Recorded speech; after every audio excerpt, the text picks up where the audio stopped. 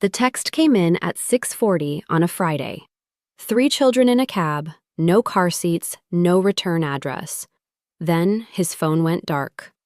I want you to sit with that sentence the way I had to sit with it, standing in a borrowed bedroom 2 hours from home with my phone still in my hand. Because there is a particular kind of cold that comes from reading 5 words on a screen and understanding, all at once, that your entire life has just been rearranged by someone else's decision. The message said, "They're on the way, Mom." That was all. No explanation, no apology, no warning that would have given me even 15 minutes to prepare. Just those 5 words, sent at 6:40 in the evening on a Friday in June, from a son who already knew what my answer had been 3 days earlier when he asked, and I had said no. I want to be very clear about something before I go any further, because I know how these stories can sound when you first hear them, and I know how easy it is to imagine the worst kind of woman on the other end of a story like this one. I was not a woman who abandoned her grandchildren. I was not a woman who turned away sweet, frightened children out of spite or convenience. What happened that Friday evening, and in the 9 days that followed, was not born out of anything I did wrong. It was born out of a decision my son made, alone, in defiance of the one word I had given him, and it was a decision that unraveled in ways he never once considered, because Kevin, my son, had never once in his life had to consider consequences that weren't handed to him already softened. So let me take you back, not far, just far enough that you understand who I was on that Friday afternoon, before the text arrived, before the cab pulled up somewhere it should never have gone, before a stranger's phone call started a chain of events that would end, 9 days later, with my son switching his phone back on to a world that no longer waited for him. My name is Diane Calloway. I am 65 years old, and at the time all of this happened, I had been a widow for 2 years. My husband, Robert, died on a Tuesday in March, in a hospital room with fluorescent lighting that made everyone look like they'd already given up. And after that, I did what I imagine a lot of women my age do when the person who anchored their whole life is suddenly gone. I sat very still for a long time. And then, slowly, I began to move again. Robert and I had lived in the same house on Larkwood Drive for 31 years. It was where we raised Kevin. It was where I learned to garden badly and then, eventually, well. It was where Robert used to sit on the back porch every evening with a glass of iced tea, watching the light change over the fence line, and telling me, more times than I can count, that a house is not a home until you've buried something in the yard. A pet, a time capsule, a piece of yourself.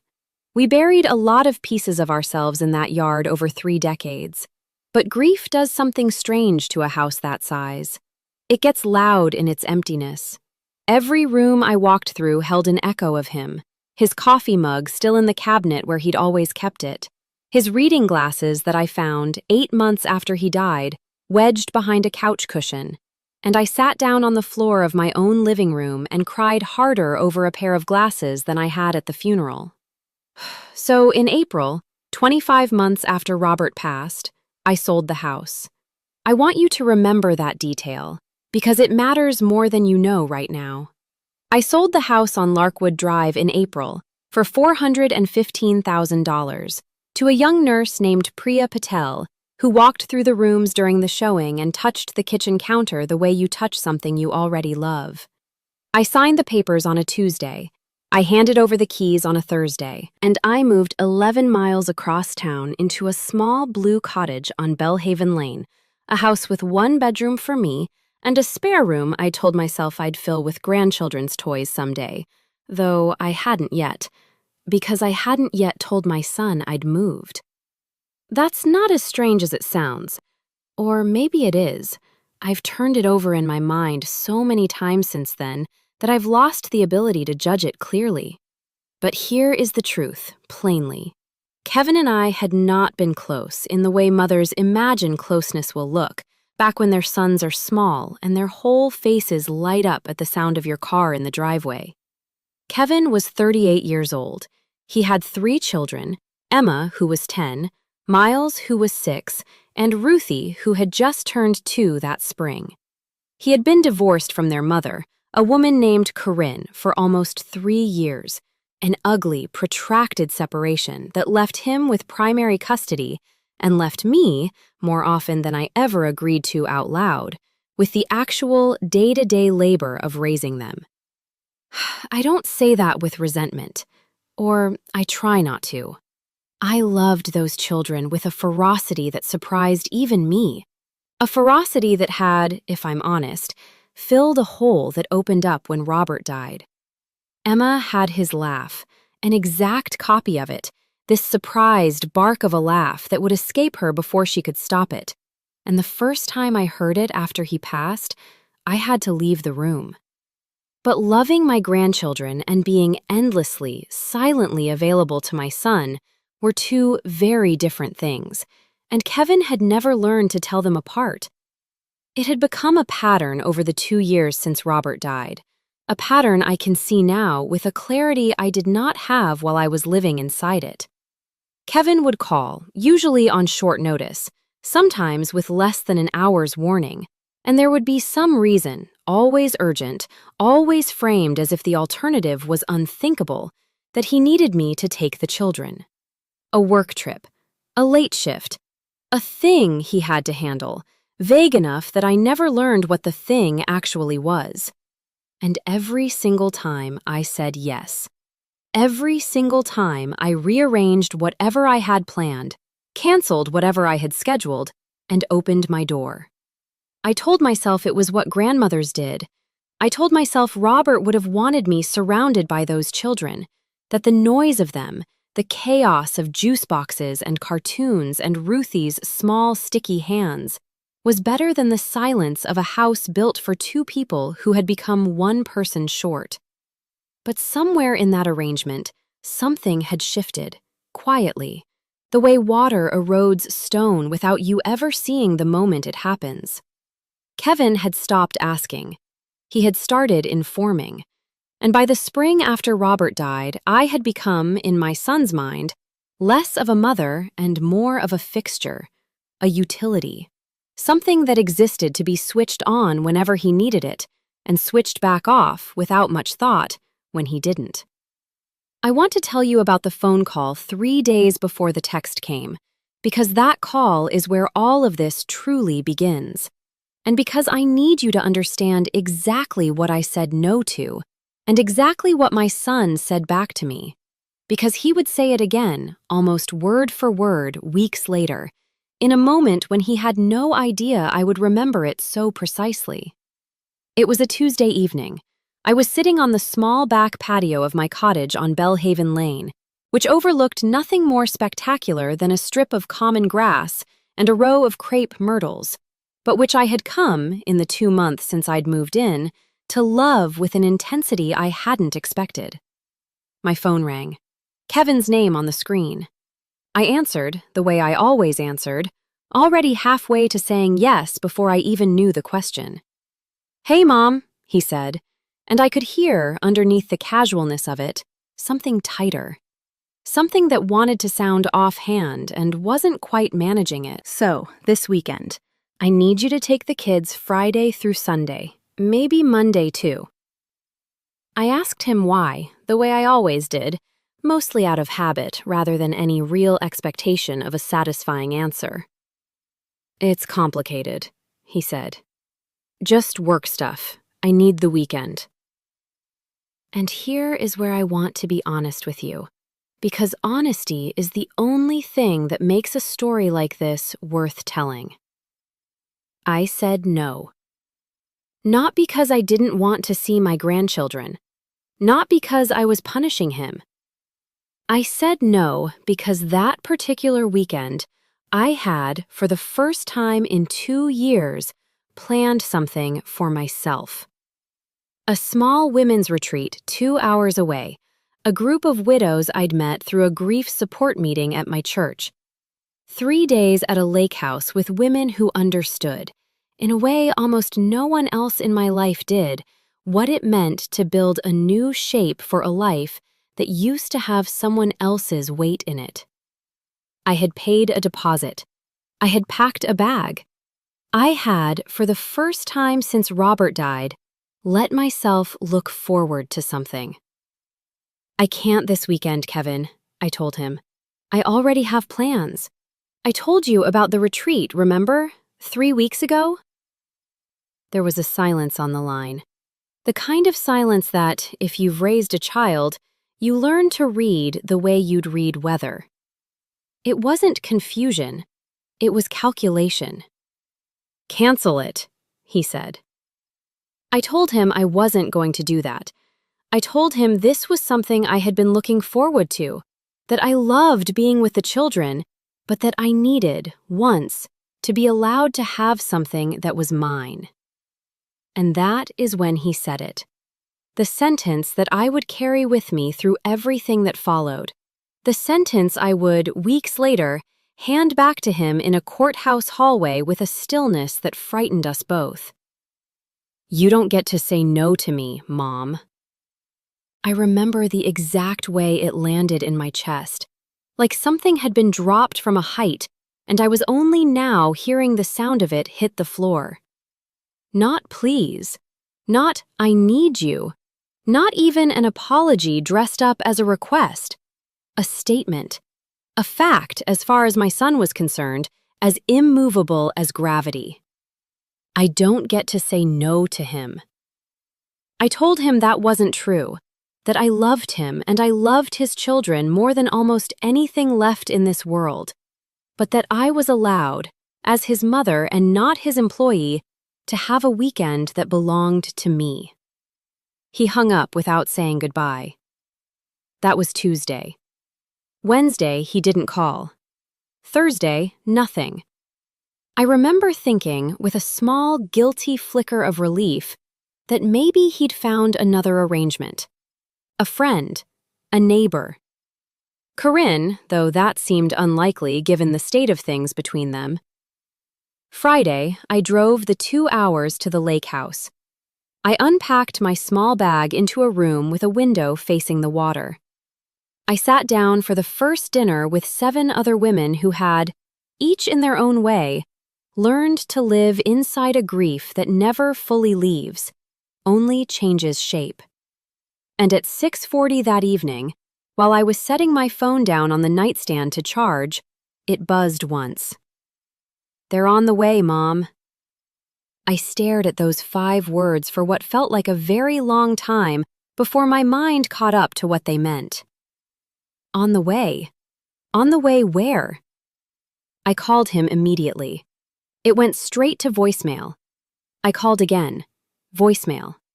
I texted, "What is that supposed to mean? Who is on the way?" And the message sat there beneath his, unanswered, the little delivery marks turning to nothing. No reply, no read receipt, no sign of life at all. I want you to understand what it feels like to be 2 hours from home, past sunset, holding a phone with a message on it that says 3 children are being sent somewhere, and to have absolutely no way of confirming where somewhere is.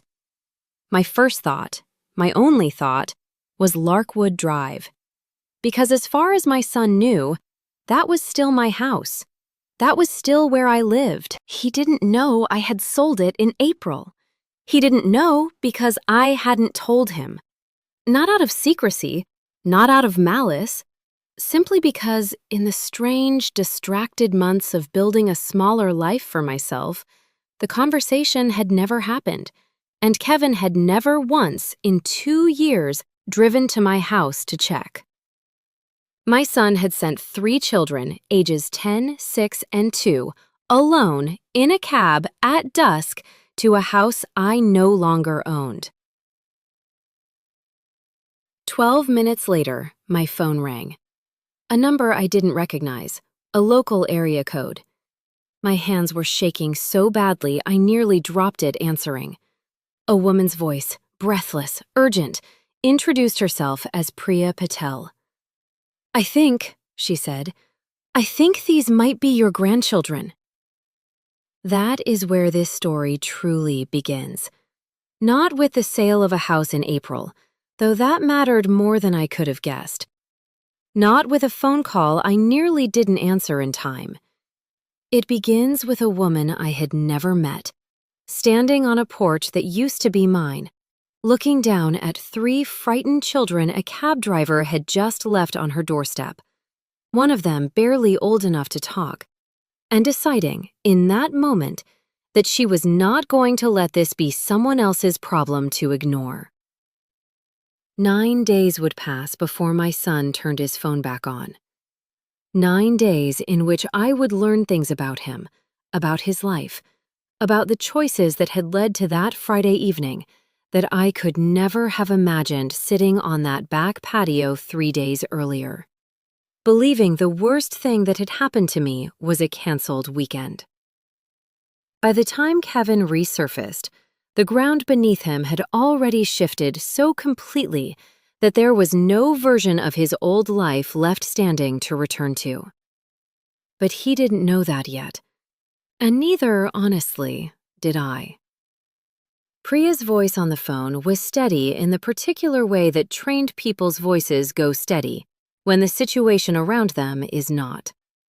And I would come to learn, in the days that followed, that she was an emergency room nurse, a woman whose entire profession was built on staying calm while everything else fell apart. "There's a girl here who says her name is Emma," Priya told me. "She says you're her grandmother. She had a piece of paper with a phone number on it, and I think it's yours. There's also a little boy and a baby who's barely walking. Ma'am, they were dropped off by a cab, alone. There's no adult with them." I don't remember standing up. I remember being on my feet in the hallway of that lake house with the other women coming to their doors, because I must have made some kind of sound. And I remember Priya's voice continuing, patient and clear, telling me she had already called them inside, that she'd given them water and a snack, that the baby's diaper needed changing, and she didn't have anything in the house for that, but she'd managed with a dish towel, and that she had already called the police, not to report the children as a problem, but because 3 unaccompanied minors abandoned at a residence is, by law, something that has to be reported, whether or not the woman making the call had a single unkind bone in her body about it.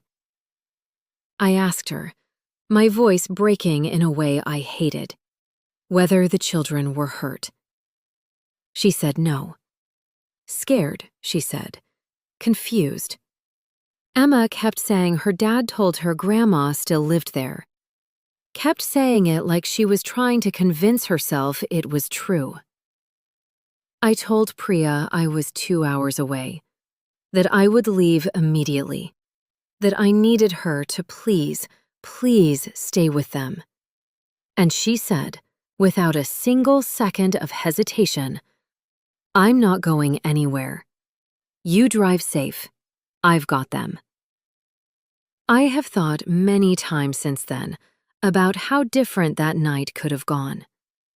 If Priya Patel had been a different kind of person, if she'd been someone who saw 3 unfamiliar children on her porch as an inconvenience, a liability, something to hand off to the first uniform that arrived and wash her hands of. I think about the particular grace of strangers, the way it arrives sometimes exactly when you need it and asks for nothing in return. And I think about how much of what happened afterward, all of it, hinged on one woman deciding, in the space of a doorbell ringing at dusk, that she would not look away. I packed my bag in under 4 minutes. I remember apologizing to the other women at the lake house, one of them, a widow named Carol, who I'd grown close to over dinner that single evening, gripping my hand and saying, "Go. Call me when you know they're safe." And I remember almost nothing about the drive except the white lines of the highway strobing past in the dark, and the radio, which I never turned on, sitting silent the whole way. I called the police non-emergency line from the road, gave them my name, told them I was the grandmother, that I was on my way, that I needed to know my grandchildren were safe until I arrived. The dispatcher was kind. She told me an officer was already at the residence. She told me Child Protective Services had been notified, as required by law whenever unaccompanied minors are found in a situation like that one. And something in me, something that had been holding steady on pure adrenaline, cracked when she said those words. Child Protective Services. As though my grandchildren were a case number now. As though Kevin had, with one silent, unanswered phone, turned his own children into a file. I tried Kevin again from the car, at every red light, at every rest stop where I forced myself to pull over because my hands were shaking too badly to keep driving. Straight to voicemail, every time. A recording of his voice, cheerful, ordinary, completely unaware of what was unfolding without him. Hey, it's Kevin. Leave a message. I left 4. I don't remember what I said in any of them. I remember crying through at least 2. By the time I pulled onto Larkwood Drive, it was almost 9 at night, and the house I had lived in for 31 years was lit up like a stage. A patrol car in the driveway with its lights off, but its presence unmistakable. And through the front window, the window where Robert used to stand every Christmas to watch for cars turning onto the street, I could see the shape of my granddaughter, sitting on an unfamiliar couch, a stranger's arm around her shoulders. I don't think I've ever moved faster in my life than I did crossing that lawn. Emma saw me through the glass and was up and running before I even reached the porch steps. And when she hit me, full force, 10 years old and shaking, I went down onto my knees on the grass because my legs simply stopped working. And I held her the way you hold something you were afraid you'd lost. "Grandma," she said into my shoulder over and over. "Grandma, Dad said you still lived here. He said you'd be here. He said—" And I told her it was okay. I was here now. I was here and I wasn't going anywhere. Though even as I said it, I understood I was making a promise about far more than that single night. Behind her, on the porch, Priya Patel stood holding Ruthie on her hip. My 2-year-old granddaughter finally asleep despite everything. Her small face pressed into a stranger's neck with the particular trust of a child too young to understand danger, only comfort. And beside them, a police officer, a young woman with a notepad, watching me with an expression that was equal parts professional caution and, I could tell, real sympathy. Miles, my 6-year-old grandson, was sitting on the porch steps, and he did not run to me the way Emma had. He sat very still, hugging his knees, and when I knelt in front of him, he looked at me with an expression I will never fully be able to describe. Something between confusion and a kind of dawning childish betrayal. The look of a boy trying to understand why the grown-ups in his life kept leaving him in places without a map back. "Dad said it would be a surprise," Miles told me quietly. "He said you'd be happy." I want you to sit with that for a moment, the way I had to sit with it, kneeling on a stranger's porch steps that used to be my own front steps. My son had told his 6-year-old son that abandoning him and his siblings at a house he no longer legally owned, with no adult supervision, no car seats, no plan, and no way for anyone to reach him, was going to be a surprise, that I would be happy. I did not know in that moment what had driven Kevin to do something so profoundly, dangerously reckless. I did not know about the debt. I did not know about Tiffany or the calls he'd stopped answering from people far less patient than his own mother, or the reason his phone had gone dark that Friday evening and would stay dark for 9 full days. All I knew, kneeling on that porch with my grandson's small, confused face in front of me, was that something in my son had broken, or had been broken for a long time, and I simply hadn't been looking closely enough to see it. And that he had chosen, when it broke, to let it fall on the smallest, least defended people in his life. Priya Patel and I sat together on her front steps for a long time after the officer finished taking her statement, long after the ambulance that had come as a precaution to check the children had left with a clean bill of health for all three, long after the CPS caseworker, a soft-spoken woman named Denise Okafor, had crouched down to talk to Emma at her eye level, gentle, unhurried, the kind of person whose whole career had trained her not to let her own alarm show on her face in front of a frightened child. "I bought this house in April," Priya told me, quietly, once the children had been settled with blankets in her living room, Emma finally asleep against Miles on the couch, Ruthie still curled against my chest where I hadn't been able to put her down since I'd picked her up. "From a woman named Diane Calloway." I told her that was me. She looked at me for a long moment, and something passed over her face, not suspicion exactly, but a kind of recalibration, the look of someone realizing the story in front of her was stranger and sadder than the one she'd assumed. "Your son didn't know you sold it," she said. It wasn't a question. I told her the truth, because there was no version of that night that had room left in it for pride. My son hadn't known, because I hadn't told him, because somewhere in the last 2 years, the distance between us had become so wide that the sale of a house he'd grown up in, hadn't seemed like the kind of thing he'd notice or ask about or think to check on before he sent his children there alone. I want to tell you about the cab driver because his part in this matters more than you might expect, and because I have thought about him almost as often as I've thought about Priya standing on that porch. His name was on the receipt Denise found folded in Emma's jacket pocket that first night, a receipt Emma had kept, without anyone telling her to, the careful instinct of a 10-year-old who had already learned, somewhere along the way, that paperwork sometimes mattered when adults stopped answering questions.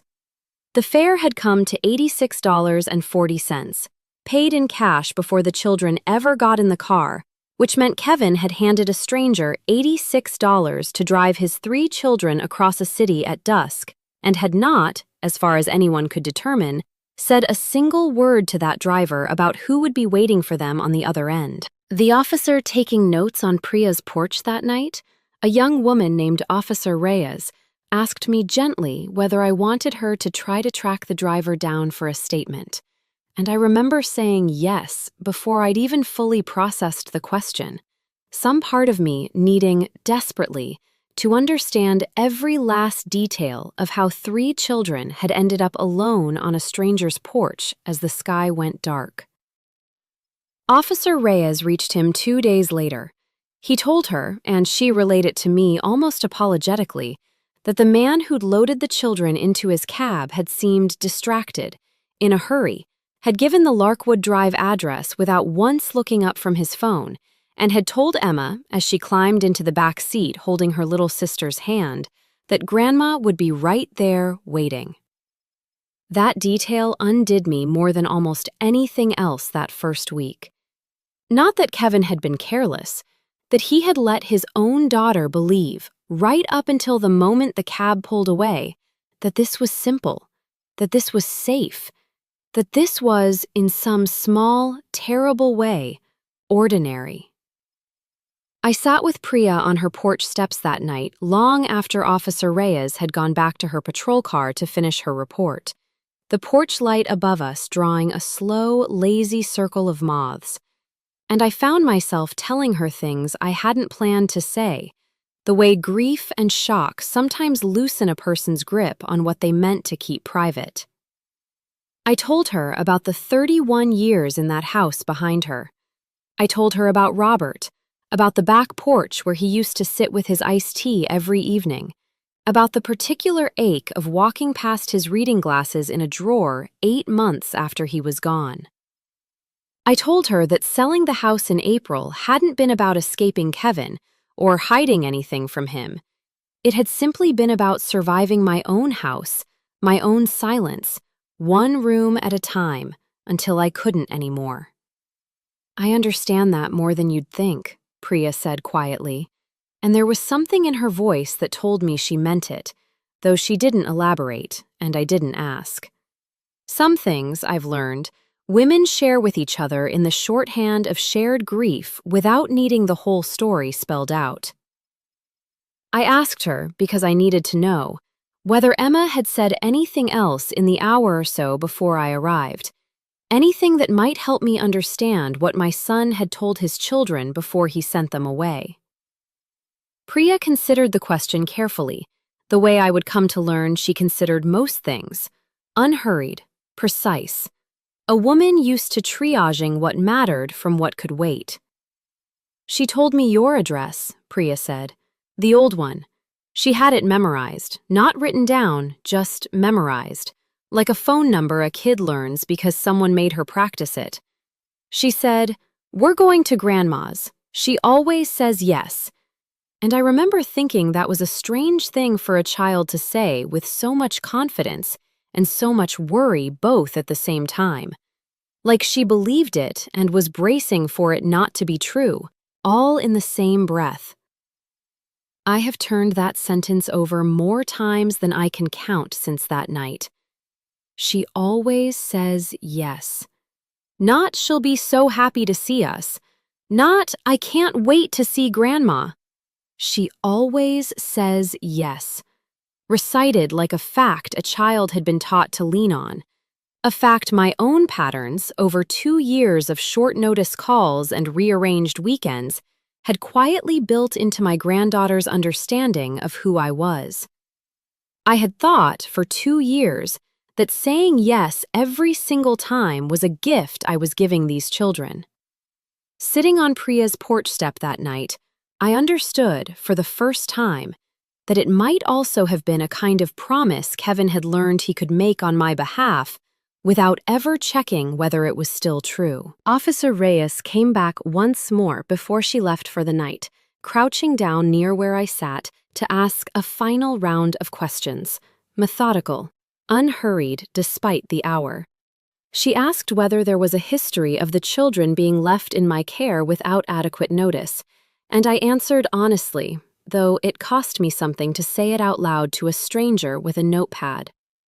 "Yes," I told her. "Often. Sometimes with less than an hour's warning." She wrote that down without comment, her pen moving in short, economical strokes. And then she asked the question that would end up mattering more than any other question asked that night.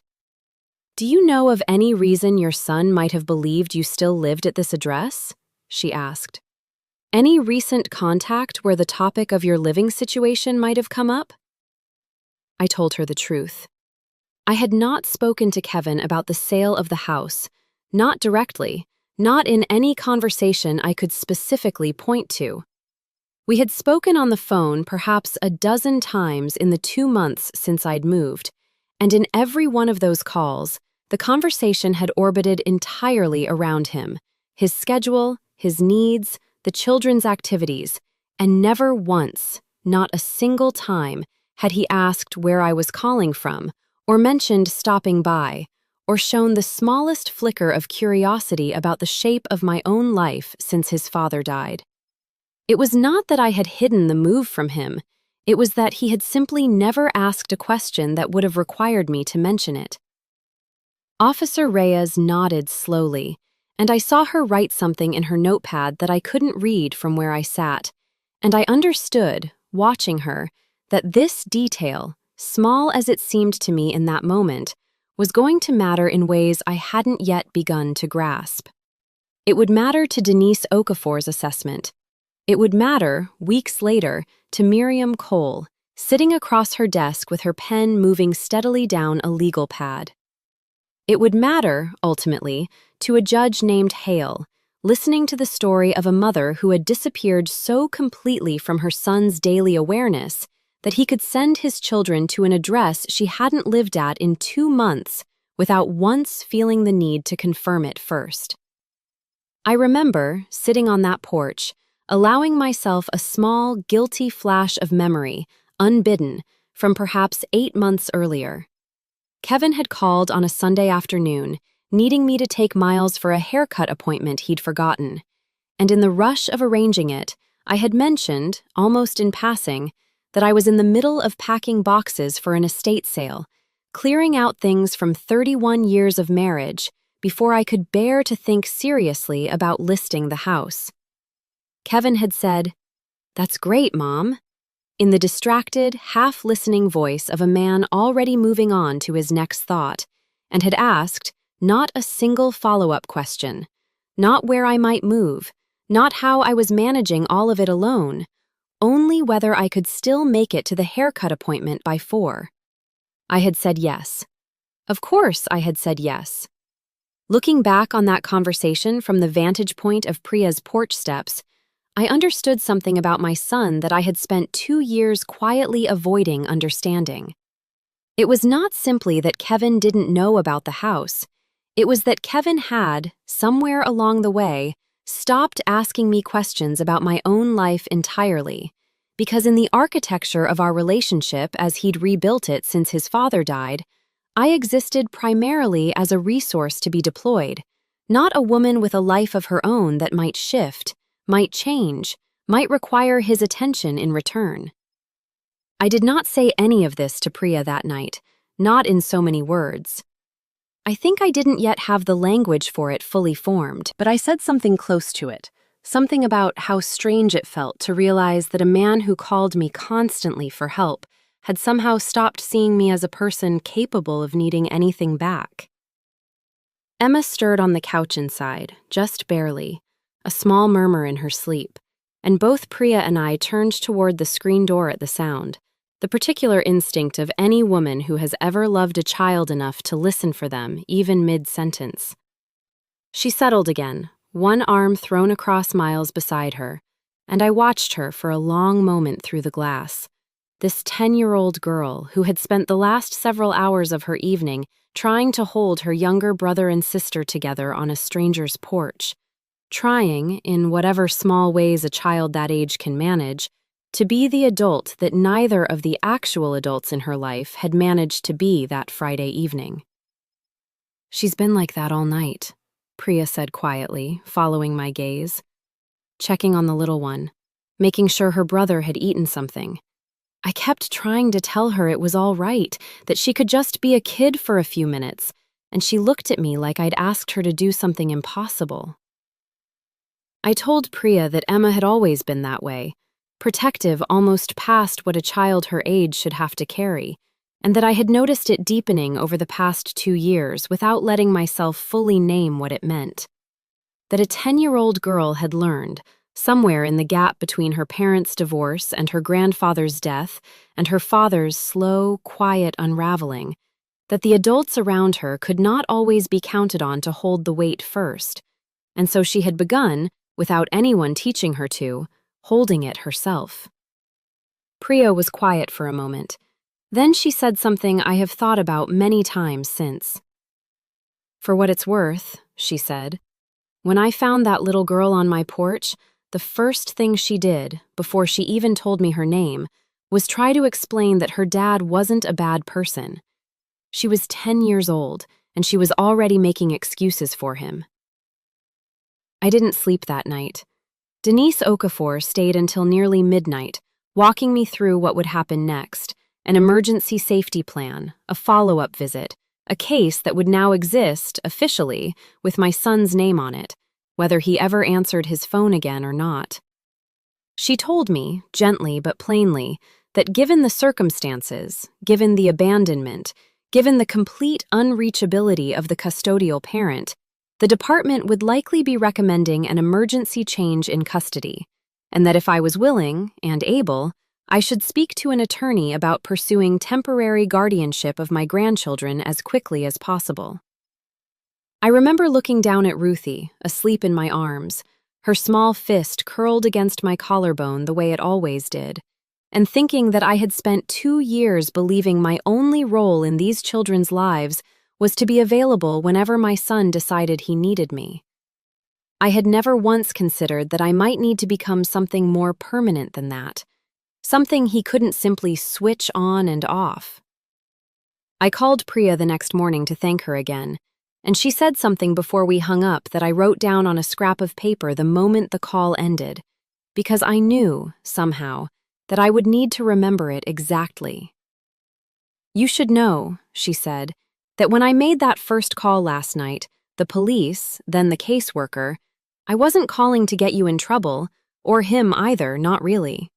I was calling because I have a 9-year-old of my own, and I know what it looks like when a kid has been quietly telling herself a story about her parents being okay for a long time, longer than she should have had to." I drove my 3 grandchildren back to my small blue cottage on Belhaven Lane that Saturday morning, a house they had never once set foot in, and I remember standing in the doorway watching Emma walk slowly through the unfamiliar rooms, touching the walls the way you touch something you're trying to convince yourself is real. And I remember thinking, with a clarity that frightened me a little, that whatever happened next, whenever Kevin finally turned his phone back on, 9 days or 9 months from now, he was going to come back to find that the ground he thought he'd left his children standing on simply wasn't there anymore. I did not yet know, on that Saturday morning, just how far that ground had already shifted. I did not know about the men who had come looking for Kevin at his apartment 2 weeks earlier. I did not know about Tiffany, packing her own bags out of an apartment that was about to be emptied by people with far less patience than a mother waiting by a phone. I did not know that my son had not gone dark to punish me, or even entirely to force my hand. He had gone dark because for the first time in his adult life, Kevin Calloway was running from something he could not talk his way out of. And in his panic, he had done the one thing he was certain would always, always be there waiting for him when he came back. He had used his children as an anchor point. He had assumed I would hold the line for him, the way I always had. What he did not understand, what he could not have understood, sitting wherever he was sitting with his phone switched off and his mind somewhere else entirely, was that the woman holding that line had already changed, months before he ever needed her to. The first 3 days in my cottage on Belhaven Lane were, if I'm honest, some of the strangest days of my life. And I don't mean that as an exaggeration for the sake of the story. I mean it plainly. I had, in the space of a single Friday evening, gone from a woman planning her first solo weekend away in 2 years to the sole, unprepared caregiver of 3 children I loved but had never once had under my roof for more than a weekend at a time. There is a difference, and I want to be honest about it, between loving children fiercely as their grandmother and becoming, overnight, the only adult standing between them and a system that classifies them as a case file. Emma, at 10, understood far more of what was happening than I wished she did. Miles, at 6, understood it in flashes, a question here, a sudden clinging there. Ruthie, at 2, understood almost nothing, and cried for her father in a way that broke something new in me every single time, because I had no answer for her that wasn't, in some form, a lie dressed up gently enough for a toddler to swallow. The second day was, in its own quiet way, harder than the first, because the first day had been carried entirely on adrenaline, on the pure animal urgency of getting 3 children fed and bathed and settled somewhere safe. And the second day was when the adrenaline finally began to drain away and left something heavier behind in its place.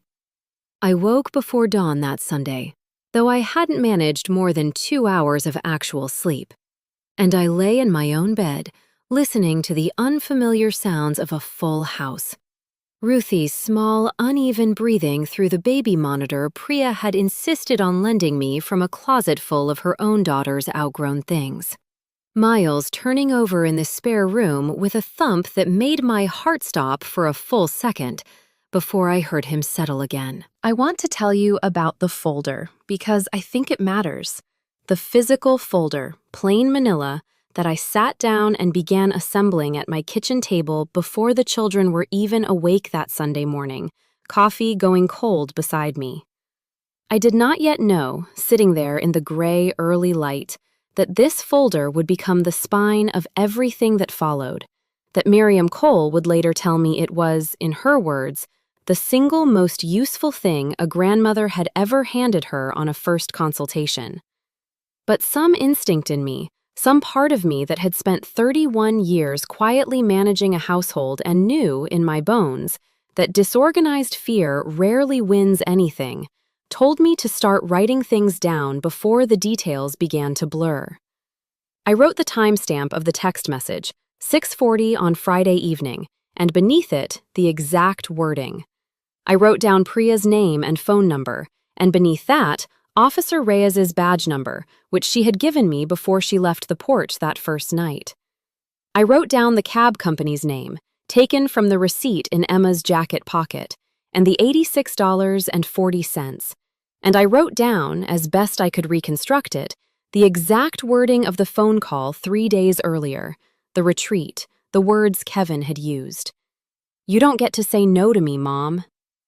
I wrote down every short notice request I could remember from the past 2 years, dates I had to guess at, occasions I pieced together from memory, a pattern that, once I started writing it down in a single column, looked far starker on paper than it had ever felt living through it one call at a time. I emailed my financial advisor, a steady, unhurried man named Ted Marsh, who had managed what remained of the proceeds from the sale of the Larkwood Drive house since April, and I asked him, somewhat sheepishly, to send me a full statement of the account, every transaction, every balance, printed and dated. I did not fully understand yet why I needed it. I only knew, sitting at that kitchen table with my folder growing thicker by the hour, that I was going to need to prove, to a court, to a caseworker, to anyone who asked, that I was capable of caring for 3 children in every practical sense the word required, and that meant showing my hand plainly.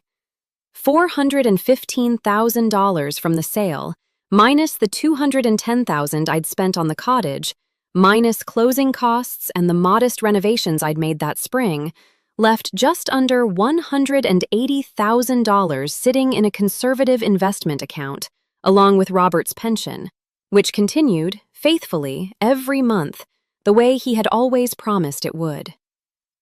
I am telling you these numbers not because I think a court reduces love to a balance sheet, though I have since learned that courts do care, deeply and practically, about whether a home can sustain the children it hopes to protect. I am telling you because I want you to understand something I did not fully understand about myself until that Sunday morning. I was not a helpless woman. I had spent 2 years quietly believing that my only value to my son's family was my availability, my willingness to drop everything and open my door. Sitting at that kitchen table, building a folder that would eventually convince a judge named Hale that 3 children belonged, at least for now, safely in my care, I understood for the first time that I had resources of my own, real and substantial, that had nothing to do with how quickly I said yes to my son. Emma found me there around 7 that morning, still in her borrowed pajamas, a soft, oversized t-shirt of mine that hung nearly to her knees, and she stood in the kitchen doorway for a long moment watching me write before she asked, in a small voice, whether I was making a list of everything that had happened. "Something like that," I told her, and she came and sat across from me at the table, and after a moment, without my asking, she began adding her own details in the careful, deliberate way children sometimes offer information they've been quietly turning over. She told me the cab driver's radio had been playing a song she didn't know the name of. She told me Ruthie had cried the whole ride, and she'd tried to sing to her the way I sometimes did, though she couldn't remember all the words. She told me Miles had asked her, twice, whether their dad was going to meet them at the house, and she hadn't known what to tell him, so she'd said yes because it seemed like the kind of thing a big sister was supposed to say, even if she wasn't sure it was true. I did not write any of that down in front of her. I waited until she had wandered off to find Miles, and then I added it to the folder in my own hand, because I understood, even then, in the exhausted fog of that second morning, that a 10-year-old girl having to invent comfort for her siblings because the actual adults in her life had failed to provide any was not a small detail. It was, I would later come to understand from Miriam, exactly the kind of testimony that made a judge lean forward. I called my sister Patricia that Sunday afternoon, not for advice, but simply because I needed to hear a voice that had known me longer than almost anyone left alive. And she listened while I read her portions of the folder over the phone, her silence on the other end of the line thick with something I recognized slowly as her own barely restrained fury on my behalf. "Diane," she said finally, "I need you to hear me say something, and I need you to actually let it land instead of finding a reason to excuse it the way you've been doing with that boy since he was 16 years old. This is not a misunderstanding. This is not him having a bad week. He put 3 babies in a car with a stranger and then made himself impossible to find. You are allowed to be as angry as you are. You do not have to soften this for anyone, including yourself." I sat with that for a long time after we hung up, because Patricia was right, and some old, deeply worn part of me had, in fact, spent the last 2 days quietly constructing a version of events where Kevin's choices were understandable, forgivable, the product of pressure I simply hadn't understood in time to help him carry it. I want to be honest with you about that impulse, because I think many of you watching this know it intimately. The reflex to protect the person who hurt you by rewriting in your own mind exactly how much they meant to hurt you at all. I did not fully let go of that impulse that Sunday, but I began, for the first time, to notice it happening, which is its own kind of beginning. I called Patricia again the next morning, sitting on my back patio while the children still slept, the crepe myrtles outside doing nothing to soften the fact that my hands wouldn't stop shaking as I dialed. I had lain awake most of the night with what she'd said to me, and there was nothing left in me of the careful, practiced defending I had always done on my son's behalf whenever she said something sharp about him. That morning, for the first time, I didn't defend him at all. "He sent them in a cab," I told her, "alone, to a house that isn't even mine anymore," and then he turned his phone off. There was a long silence on the line, and when Patricia spoke again, her voice had none of the satisfaction I might have braced for, none of the "told you so" I half expected. It was quiet, careful. "Diane," she said, "I think you need to call a lawyer before you call anyone else. Today, not next week." I want to pause here and tell you something about the woman I had been for most of my adult life, because I think it matters for understanding what happened next. I was not by nature a woman who moved quickly or decisively, or without agonizing over every possible consequence first. I had spent 31 years married to a man who made the big decisions, not because I wasn't capable, but because it was simply the shape our marriage had taken, comfortable, well-worn, easy in its familiarity. After Robert died, I had made exactly 2 large decisions on my own. I sold the house, I bought the cottage. Both of those decisions had felt, at the time, like enormous acts of courage. Sitting on that patio on the 3rd morning of my grandchildren's unplanned residence in my home, I understood that I was about to have to become a different kind of woman entirely. Not because I wanted to, because there was, quite simply, no one else standing in the position I was standing in, and 3 children asleep down the hall were depending on someone to hold that position steady.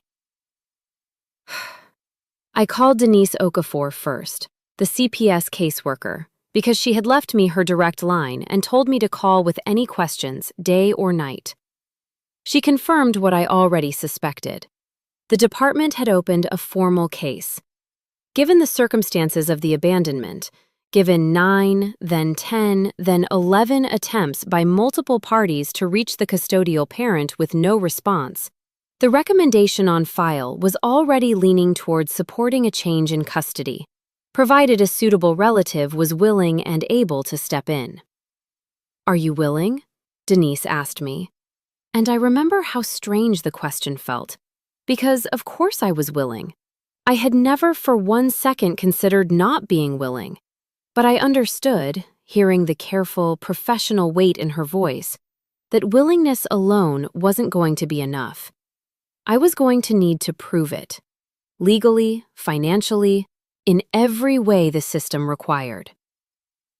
That afternoon, I called an attorney.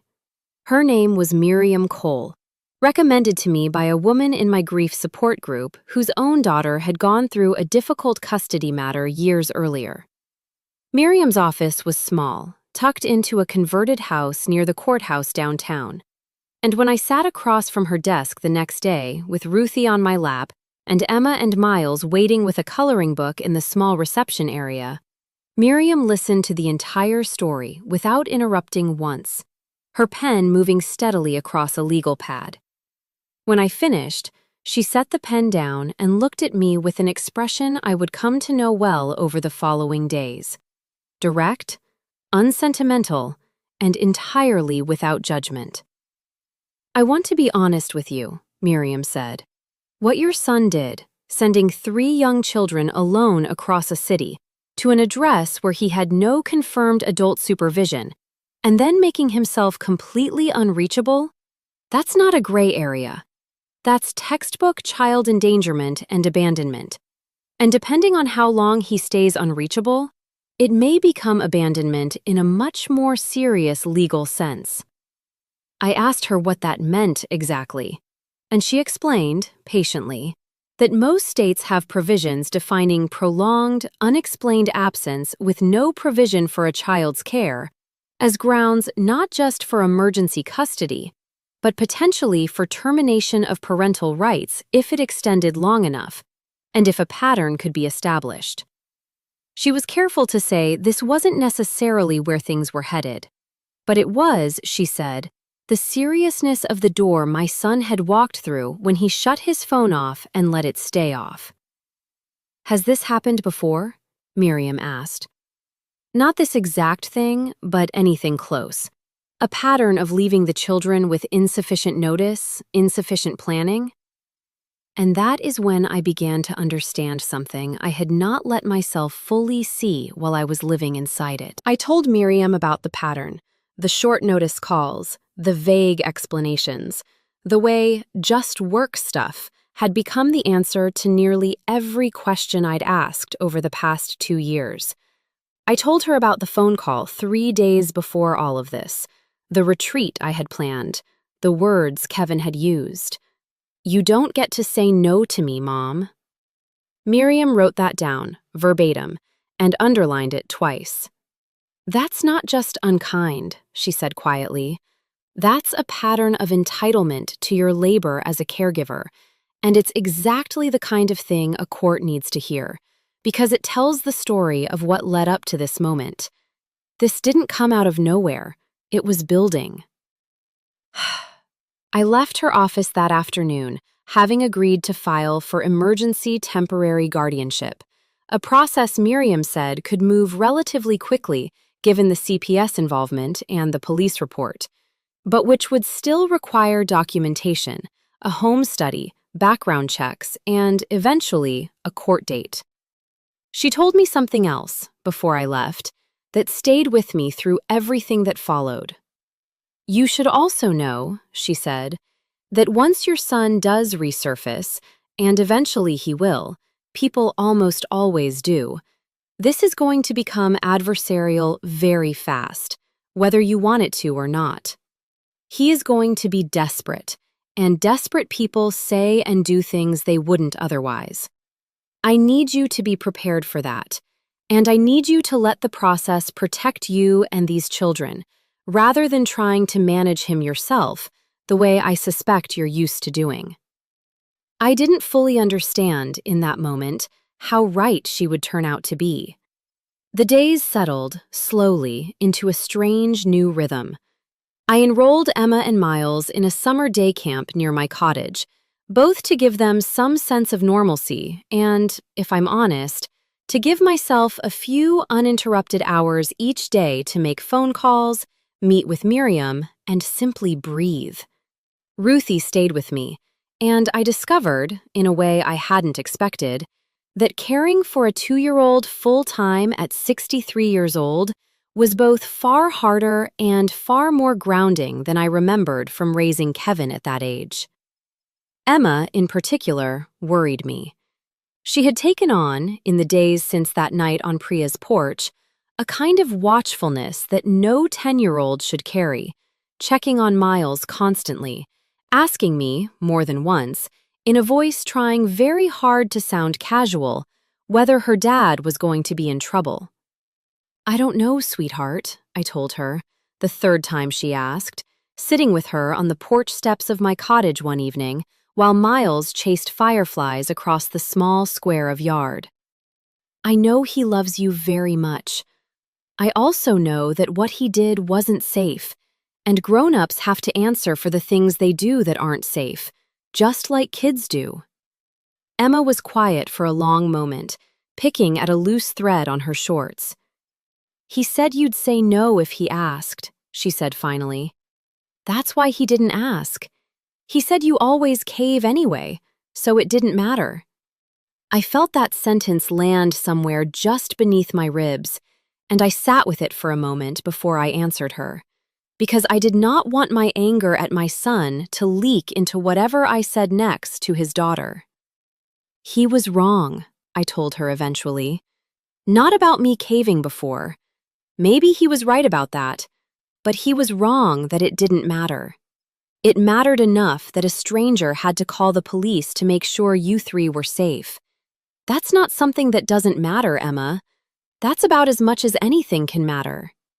She nodded slowly, and something in her small shoulders eased, just slightly, and I understood, watching her, that whatever else came from all of this, I was not going to let this 10-year-old girl spend the rest of her childhood believing that being loved and being safe were two separate, unrelated things. I want to go back for a moment to that first Sunday, the second morning the children were with me, because it brought its own particular trial.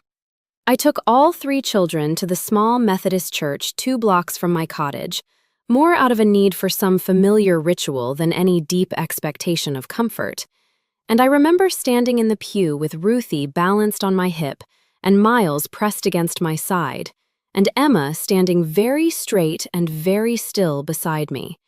And I remember a woman 2 rows up, someone I recognized vaguely from the neighborhood, turning around during the greeting and asking, with the particular bright, careless curiosity of someone who has no idea what she's stepping into, whether these were my grandchildren visiting for the summer. I told her yes, in a voice that I hoped closed the conversation rather than opening it further, and she smiled and turned back around, entirely unaware of the exhausted, careful diplomacy it had taken me to answer a simple question without either lying outright or unraveling in the middle of a church service. I think about that moment often, actually, because it was the first of many, many moments over the following weeks where I would have to decide quickly how much of the truth a given stranger deserved and how much I needed to protect quietly for the children's sake and my own.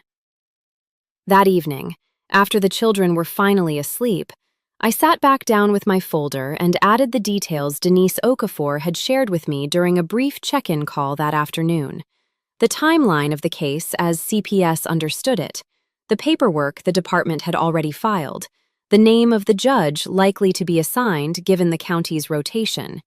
Information Denise offered not as gossip, but as the kind of practical preparation a caseworker gives a grandmother she has quietly decided is going to need every advantage she can get. I remember writing the words "emergency temporary guardianship" at the top of a fresh page in my folder and staring at them for a long moment, feeling the particular vertigo of watching a phrase shift in the space of 48 hours from something abstract and legal that happened to other families into something I was going to have to decide, and soon, whether to pursue for my own. I have not told you yet what that folder had become. In the 2 days before I carried it into Miriam's office that Tuesday, it had grown from a handful of scattered notes into something closer to a case file, dated, organized, thorough in a way that surprised even me when I laid it out on her desk and watched her turn it, page by careful page, her eyebrows lifting slightly with what I understood, watching her, to be professional respect. What I could not have known then was everything that folder would eventually help me prove. I did not know about the eviction notice, or the repossessed car, or the debt that dwarfed both of those combined. I only knew that I had spent 2 days transforming raw, formless panic into something with structure, something with dates and numbers and verified facts, and that whatever came next, I was no longer facing it with nothing but a mother's wounded instincts to guide me. On the 4th day, Denise Okafor called with an update. Attempts to reach Kevin's landlord had revealed something new. He was over 2 months behind on rent, and an eviction notice had already been posted on his apartment door before any of this happened, dated a full week before the Friday he sent the children away. His car, according to a records check the department had run as part of its own case file, had been reported for repossession the same week. I sat with that information for a long time after I hung up the phone. I had assumed, in my angrier moments over those first days, that Kevin's silence was some kind of childish standoff, an extended version of hanging up on me mid-conversation, a way of forcing my hand by disappearing and letting the crisis of 3 unsupervised children do the negotiating for him. But an eviction notice a week before, a repossessed car. Whatever my son had walked into, it had started building long before that Friday, and it had very little to do, in the end, with punishing me at all. It had to do, I would learn a few days later, with a woman named Tiffany Voss, and with a debt far larger and far more dangerous than an overdue rent payment. The 6th day was when Tiffany showed up. I had heard her name from Kevin exactly twice in the past year, mentioned in passing the way you mention someone you assume will be around long enough to eventually introduce properly, though he never had. I knew she was younger than him, that she worked at a nail salon 2 towns over, and that Emma, in one unguarded moment weeks earlier, had told me she didn't like the way Tiffany talked to her dad, all sugar and then mean right after, like a trick. She arrived at my cottage on Bellhaven Lane on a Thursday afternoon, unannounced, driving a car I didn't recognize, and when I opened the door, she was already talking before I'd fully processed who she was. "I need to know where Kevin is," she said, and there was an edge in her voice that had nothing to do with concern and everything to do with fear. A fear I would come to understand had very little to do with him personally, and a great deal to do with what might happen to her if certain people came looking for him and found her instead. I told her, honestly, that I had no idea where my son was, that his phone had been off for 6 days, and that I would very much like to know the answer to that question myself. She looked past me into the house, and I saw her eyes catch on Emma, who had appeared in the hallway at the sound of an unfamiliar voice, and something crossed Tiffany's face, a flicker of something almost like guilt, quickly smoothed over. "He owes some people money," Tiffany said, lowering her voice, glancing over her shoulder toward her car as though she expected to be watched. "A lot of money. I told him for months this was going to catch up with him. There were guys who came by the apartment, twice. The second time, one of them said Kevin had until the end of the month, or it wasn't going to just be words anymore." I asked her, my voice tighter than I meant it to be, what kind of money we were talking about, and she named a figure that made me physically sit down on the porch step. $38,000. Accumulated, she said, over more than a year, betting on sports through an app that fed off exactly the kind of desperate confidence Kevin had always carried, like a personality trait rather than a flaw. He kept saying he was going to win it back, Tiffany said. Every time. He kept saying one good weekend would fix it, and then it would just get worse. I left 3 days ago. I couldn't be there anymore. I don't know where he went. I swear I don't. I looked at this young woman standing on my porch, 26 years old, according to what Kevin had once mentioned, clearly frightened, clearly out of her depth in a situation my son had pulled her into without, I suspected, ever fully telling her how bad it had gotten. And I felt something complicated that wasn't quite sympathy and wasn't quite anger, but sat somewhere close to both. Did he know, I asked her, that he was sending the children to a house I don't even own anymore? Tiffany blinked at me, genuinely startled. You don't live there? He said he was sending them to your house. He said it like it was obvious. Like, of course they'd be fine. You'd get the text and be there waiting. I explained it to her, briefly. The sale in April. The fact that Kevin had simply never checked, had never once, in the 2 months since I'd moved, thought to confirm where his own mother actually lived before deciding to send his children there unsupervised. Tiffany was quiet for a long moment, and when she spoke again, her voice had lost some of its edge. He panicked, she said. The night before, one of those guys called the apartment phone, the landline, I didn't even know we still had a landline, and said Kevin had until Friday. Kevin didn't have the money. He didn't have anywhere for the kids to go. He just kept saying, "My mom will figure it out. She always figures it out." And then he put them in a cab and turned his phone off. And I don't know if it was because he was scared of the guys who were looking for him, or scared of you being mad, or both. I told Tiffany I appreciated her honesty, and I meant it, even as some small, tired part of me marveled at the fact that I was standing on my own porch, offering grace to my son's frightened girlfriend, while he remained entirely unreachable, unaccountable, somewhere out in the world with no phone and, apparently, no plan beyond the assumption that his mother would once again catch what he dropped. Before she left, Tiffany hesitated at the bottom of the porch steps and turned back. "He's not a monster," she said quietly, almost like she needed to say it as much for herself as for me.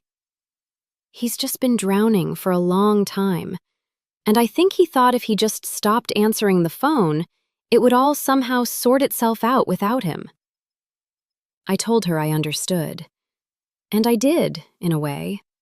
But understanding why someone breaks does not undo the damage done in the breaking. And 3 children sleeping down the hall from me, one of whom still asked every single night whether tomorrow was the day her dad would come get her, were the ones left holding the weight of my son's collapse, not him. I called Miriam that evening and told her everything Tiffany had shared. Miriam was quiet for a moment on the line, and then she said something that reframed the entire situation for me in a way I hadn't fully considered. "This actually matters a great deal, legally," she said. "It confirms he wasn't simply careless in a moment of poor judgment. He made a calculated decision to offload his children in the middle of what sounds like a serious, ongoing threat to his own safety, without confirming their safety first, and without any contingency plan if things didn't go the way he assumed. That's not panic in the way courts sometimes give benefit of the doubt for. That's a pattern of prioritizing his own crisis over his children's basic welfare, twice over, once with the debt, once with the abandonment." I asked her, quietly, whether that meant Kevin could actually lose them. Not just temporarily, permanently. Miriam chose her words carefully. "I think," she said, "it means the court is going to take this very seriously. I think it means that whatever happens when he resurfaces, and Diane, people in his situation almost always do resurface eventually, The ground he left is not going to be there waiting for him the way he assumed. I think you need to prepare yourself for the possibility that this becomes about far more than a difficult weekend. I sat on my patio long after that call ended, the crepe myrtles dark shapes against a sky gone the deep blue of early evening, and thought about my son somewhere out in the world, hiding from men who wanted money he didn't have, believing, I imagined, that the moment he turned his phone back on, everything would simply return to the shape it had always held. His mother, catching what he dropped. His children, waiting, unchanged, exactly where he'd left them.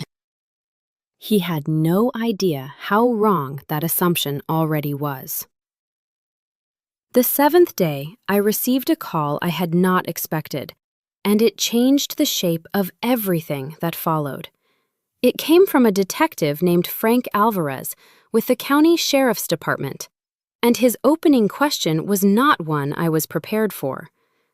"Mrs. Calloway, I need to ask you, has your son ever been the target of threats related to a gambling debt, to your knowledge?" I told him what Tiffany had shared, the figure, the men who'd come to the apartment, the phone call the night before Kevin disappeared. Detective Alvarez was quiet for a moment, and then he told me something that made my stomach drop in an entirely new direction. "We've had a welfare concern flagged from another angle," he said. "A separate report came in 2 days ago about a man matching your son's description, found disoriented outside a motel about 40 miles from here. He was taken to a hospital, treated, and released the same day. No ID on him at intake, but a nurse there recognized the name on an insurance card in his wallet that had fallen out. We're trying to confirm it's actually him." I asked, my voice barely holding, whether he had been hurt. Alvarez said the report indicated some bruising, consistent, the intake notes suggested, with an altercation, though the details were unclear because the man in question had refused to file any kind of report or press charges before signing himself out against medical advice. I understood, sitting there with the phone pressed hard against my ear, that my son had likely been found by the very men he owed money to. That whatever handling it had meant to Kevin when he disappeared that Friday evening, it had not gone the way he'd hoped. And despite every ounce of frustration, every legitimate fury I carried about what he had done to his children, I felt something crack open in my chest that was pure, uncomplicated fear for my son's life.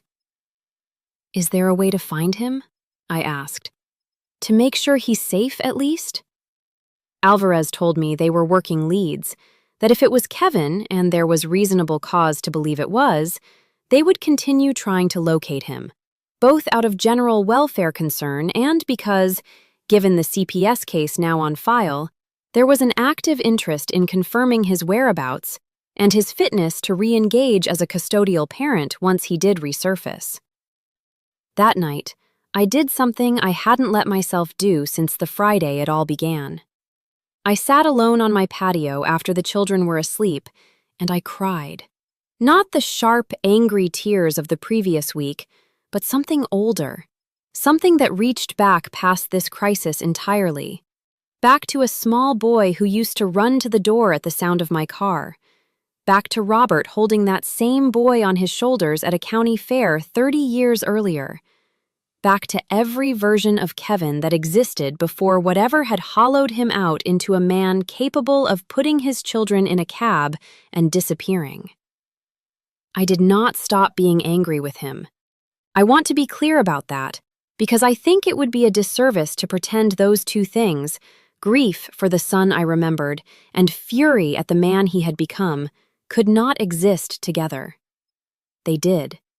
They sat side by side in me for the rest of that week, and I have come to believe that is simply what it means to love someone who has failed the people who depend on him. You do not stop loving them.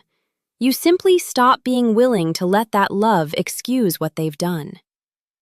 The days that followed the 8th day moved differently than the ones before. There was a shift in the air of my small cottage, subtle but unmistakable. The shift that happens when a house, and the people in it, begin to understand that whatever new shape their lives were taking, it might be more permanent than any of them had first assumed. Emma stopped asking every night whether tomorrow would be the day her father came for them. I noticed the absence of the question before I fully registered what it meant, and when I finally asked her about it, gently, sitting on the edge of her bed on the 8th night, she looked at me with an expression far older than 10 years old should ever have to wear. She told me, quietly, that she thought something bad had happened to her father, and that she had heard me on the phone.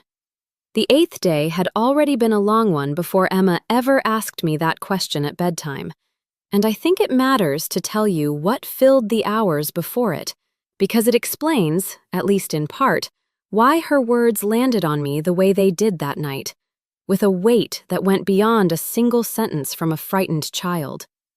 Miriam had called that Saturday morning, apologizing for the weekend hour and then telling me, plainly, that a case like this one did not keep office hours, with an update on the financial mediator she'd connected with regarding Kevin's debt. A cautious, careful man named Grant Ferris, who specialized, she told me, in exactly this kind of situation.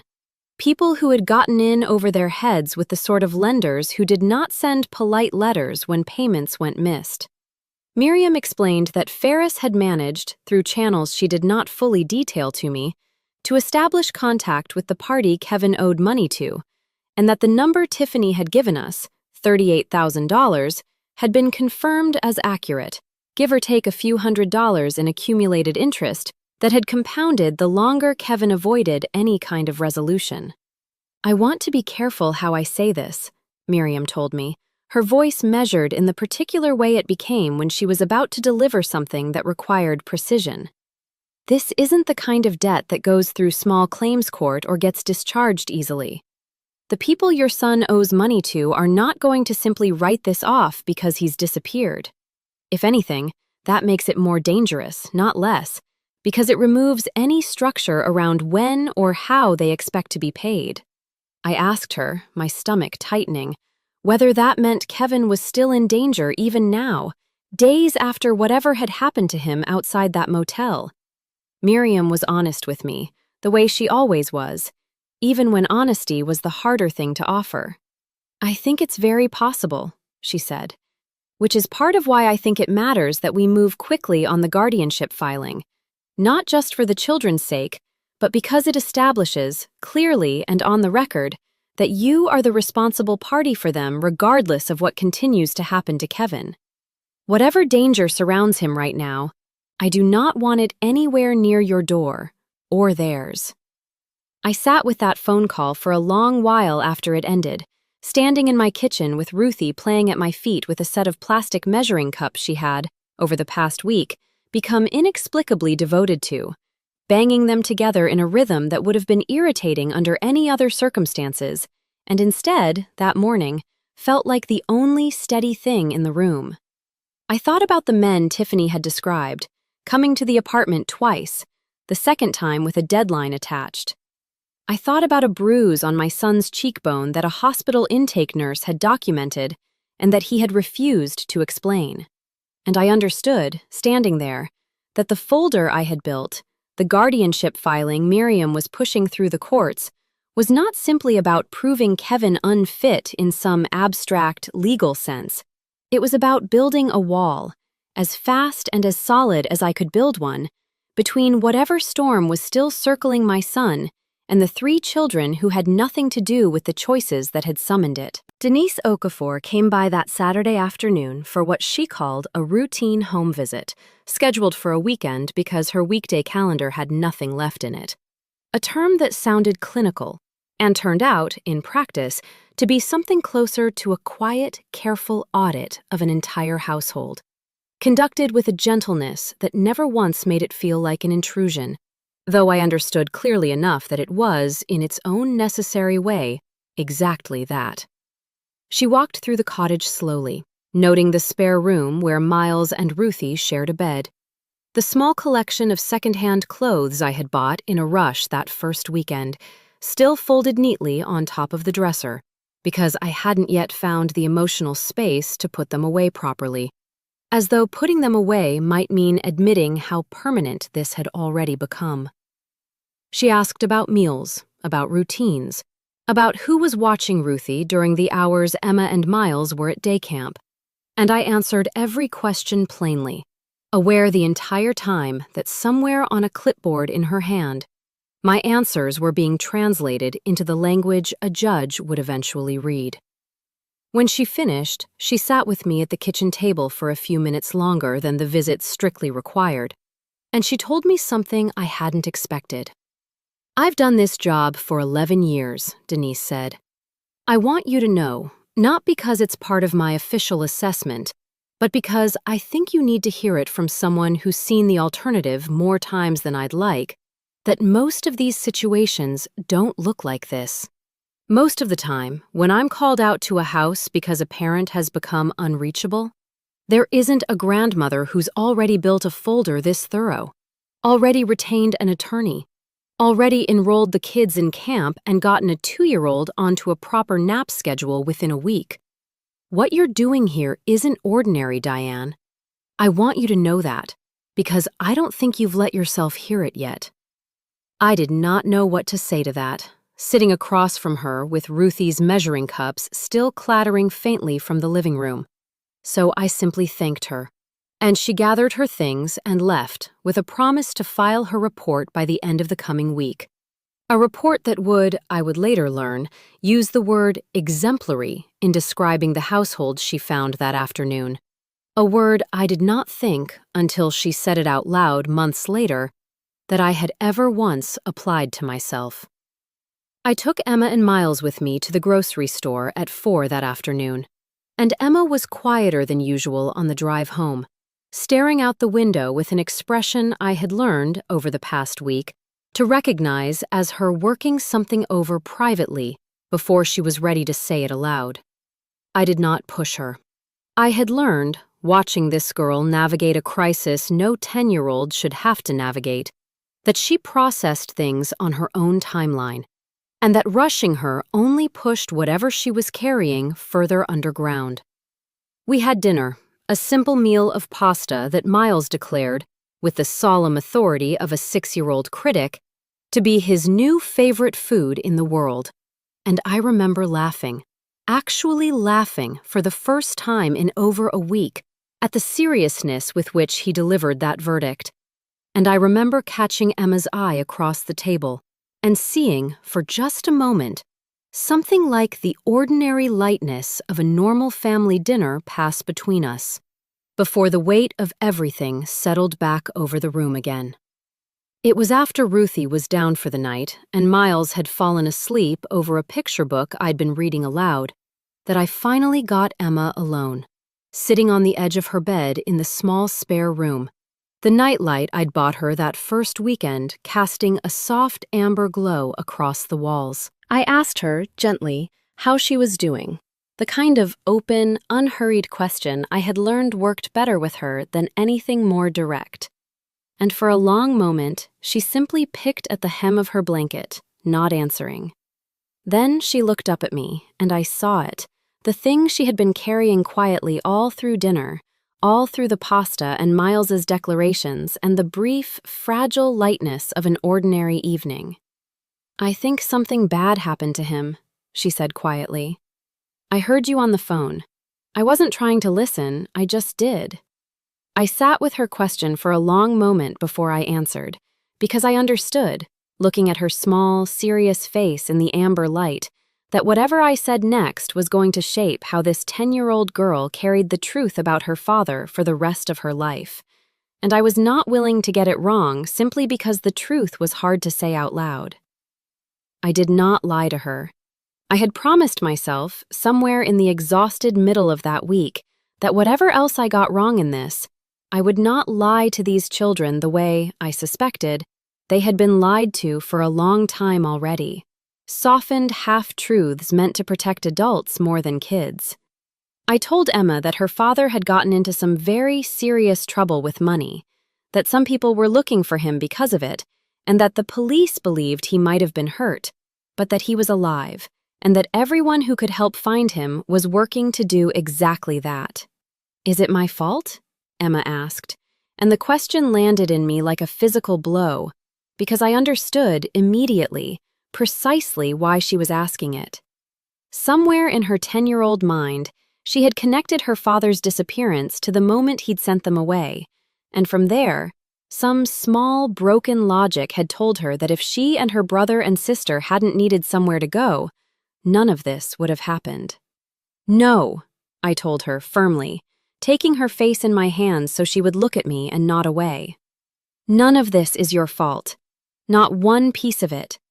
Your dad made choices, grown-up choices, about money and about you kids, and none of those choices were things you caused or could have stopped. Do you understand me? You are 10 years old.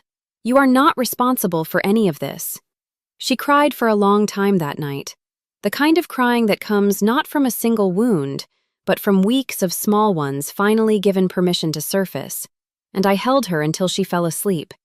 And then I sat in the dark of her doorway for a long while after, watching her breathe, thinking about how much repair was going to be required in this child's life, and how none of that repair had anything to do with a cab fare or an address on Larkwood Drive, and everything to do with a father who had, for reasons still unfolding, decided his children's safety was something he could hand off, sight unseen, and simply hope for the best. On the 9th day, everything moved at once. Detective Alvarez called first, just after 8 in the morning, while I was making Ruthie's breakfast and Emma was helping Miles find his shoes for church. He confirmed that the man treated at the motel outside the county had indeed been Kevin, positively identified through hospital records, and, finally, a match on his fingerprints run against a prior minor traffic citation from years earlier. Kevin had checked himself out of the hospital, refused all follow-up, and had not been seen since.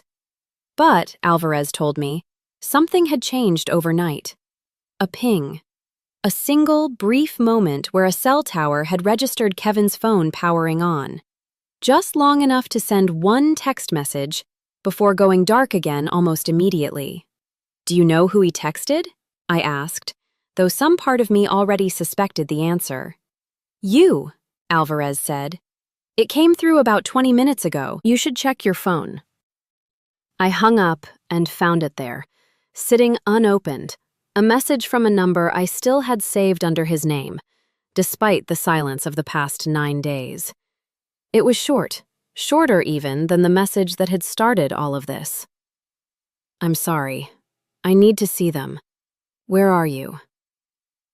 I sat with that message for a long moment, my thumb hovering over the screen, feeling something I had not expected to feel after everything.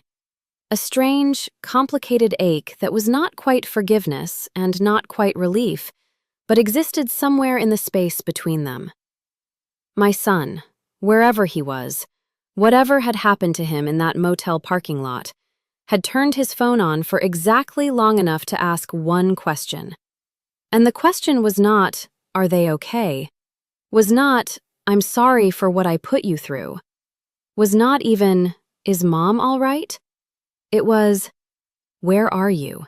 Phrased in a way that assumed, even now, even after everything, that the answer would simply be handed to him. I called Miriam, on the after-hours number she had given me at our first meeting, before I replied to anything. She was firm, immediate, unambiguous. "Do not tell him where you are," she said. "Do not engage directly at all. I need you to forward that message to me, and I'm going to reach out to his attorney, if he gets one, or directly to him through appropriate channels, and let him know that all future contact needs to go through the guardianship proceeding, not through you personally. This is exactly the moment I warned you about, Diane. Let the process hold this, not you." I did as she asked, though every instinct in me, every year of being this man's mother, screamed to simply answer him, to tell him the children were safe, to soften whatever pain he might be sitting in wherever he was. I did not do it. I forwarded the message to Miriam, and I did not reply. 2 hours later, Detective Alvarez called again. Kevin's phone had powered on a second time, this time long enough to be more precisely located. A gas station on the outskirts of the county, 40 minutes from where he'd been treated at the motel. Officers were dispatched. When they arrived, Kevin was gone, but a clerk confirmed a man matching his description had been there 20 minutes earlier, had used the restroom, bought a bottle of water and a phone charger, and left on foot. He was close. Closer than he had been in 9 days. And for the first time since that Friday evening at the lake house, I understood that whatever confrontation was coming, whatever version of my son I was about to face, it was not going to happen on his terms, the way so much of our relationship had, for years, quietly bent itself around his terms without either of us fully noticing. It was going to happen inside a process now, a court date already scheduled for the following week, an attorney standing between us with careful, deliberate language, a police detective tracking his movements, a caseworker documenting every detail. Kevin had spent 9 days believing that when he finally resurfaced, he would be stepping back into the exact life he'd left behind. A mother who would forgive quickly because she always had. Children who would be exactly where and exactly as he'd left them. A version of accountability that, like every other version he'd faced in his adult life, could be outrun, outlasted, or simply avoided by staying silent long enough for the anger to cool. He had no idea that the ground had already, permanently, shifted beneath him, and that when he finally walked back into the light, he would find not the soft landing he was counting on, but a room full of people, a courtroom, a caseworker, a detective, an attorney, and a mother who had spent 9 days becoming someone he did not yet recognize, waiting for him. The preliminary custody hearing was scheduled for the following Tuesday, 11 days after that first text message had arrived at 6:40 on a Friday evening. And in the 2 days between Kevin's brief, flickering reappearances on the cell towers and the morning of that hearing, I did something I had never once done in 63 years of trying to be a reasonable, agreeable, easy woman to deal with. I stopped making things easy for him. Miriam had explained to me, carefully, what the guardianship petition would ask the court to grant: temporary emergency guardianship of Emma, Miles, and Ruthie, with a full custody evaluation to follow over the coming months. Supervised visitation for Kevin contingent on a clean drug and alcohol screening, proof of stable housing, and a documented safety plan addressing the debt and the men connected to it. It was not, Miriam was careful to say, a permanent severing of his rights. It was a pause, a very serious, very consequential pause, but a pause nonetheless, one that gave Kevin a path back, if he was willing to walk it honestly. I want to say something here that matters to me, because I think it's easy, in stories like this one, to want a villain who deserves nothing but ruin, and to want an ending that delivers exactly that. My son was not that villain. He was a man who had built, over years I hadn't fully seen the shape of until that week, a life stacked on choices that finally, catastrophically collapsed all at once. And in the collapsing, he had done something unforgivable in the moment, and, I hoped, not unforgivable forever. Those two things were both true, and I had to learn to hold them at the same time, the way you hold a hot dish with 2 hands because one alone isn't steady enough to carry it. On the morning of the hearing, I dressed carefully. A simple charcoal dress I hadn't worn since Robert's memorial service. And I remember standing in front of the mirror in my small bedroom on Belhaven Lane, thinking that this was, in its own quiet way, an armor I was choosing, not for vanity, but because I understood, somewhere deep and old in me, that how I presented myself in that courtroom mattered, that composure would matter more than volume, that whatever version of this story I told would need to be told plainly, without theatrics, for it to be believed the way it deserved to be believed. Priya Patel came to the hearing. I had not asked her to, had barely expected it, but she arrived that morning in scrubs from an early shift, sliding into the row behind Miriam and me, just as the bailiff called the courtroom to order.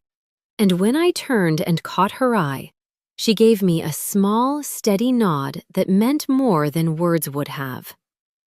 Denise Okafor testified first, walking the court through the CPS case in careful, measured detail. The initial report, the safety assessment, the pattern of prior short-notice caregiving arrangements that had, over the 2 years since Robert's death, gradually shifted from occasional to near constant, without any formal custody agreement ever being adjusted to reflect it. She described the eviction notice, the repossessed vehicle, the debt. All of it entered now as part of an official record that would follow this case for as long as it needed to. Detective Alvarez testified next, describing the welfare check, the motel, the bruising Kevin had refused to explain or press charges over, the 2 brief cell tower pings, the ongoing effort to locate him. I watched the judge, a woman named Patricia Hale, listening with an expression of careful, unhurried attention, taking notes in a steady hand, and I understood, watching her, that she had likely heard some version of this story many times before, in many different configurations, and that nothing about it was going to rush her toward a conclusion she hadn't earned through the evidence in front of her. And then it was my turn. Miriam had prepared me for what to expect, but there is a particular vertigo to sitting in a witness chair and being asked, plainly, to describe the worst 9 days of your life to a room full of strangers who will decide, based on your answers, whether 3 children you love more than your own comfort get to stay safely in your care. I answered every question as honestly and as plainly as I could. The phone call 3 days before, the words Kevin had used, the text that arrived at 6:40, the drive back from the lake house, Emma running across the lawn, Miles on the porch steps telling me his father had said it would be a surprise. When Miriam asked me, gently, what I believed should happen next, I said something I had not fully planned in advance, though I had clearly been building toward it in every quiet hour of the preceding 9 days. I believe my son needs help he has never once let himself ask for, I said. I believe he loves his children, in whatever broken way he's currently capable of.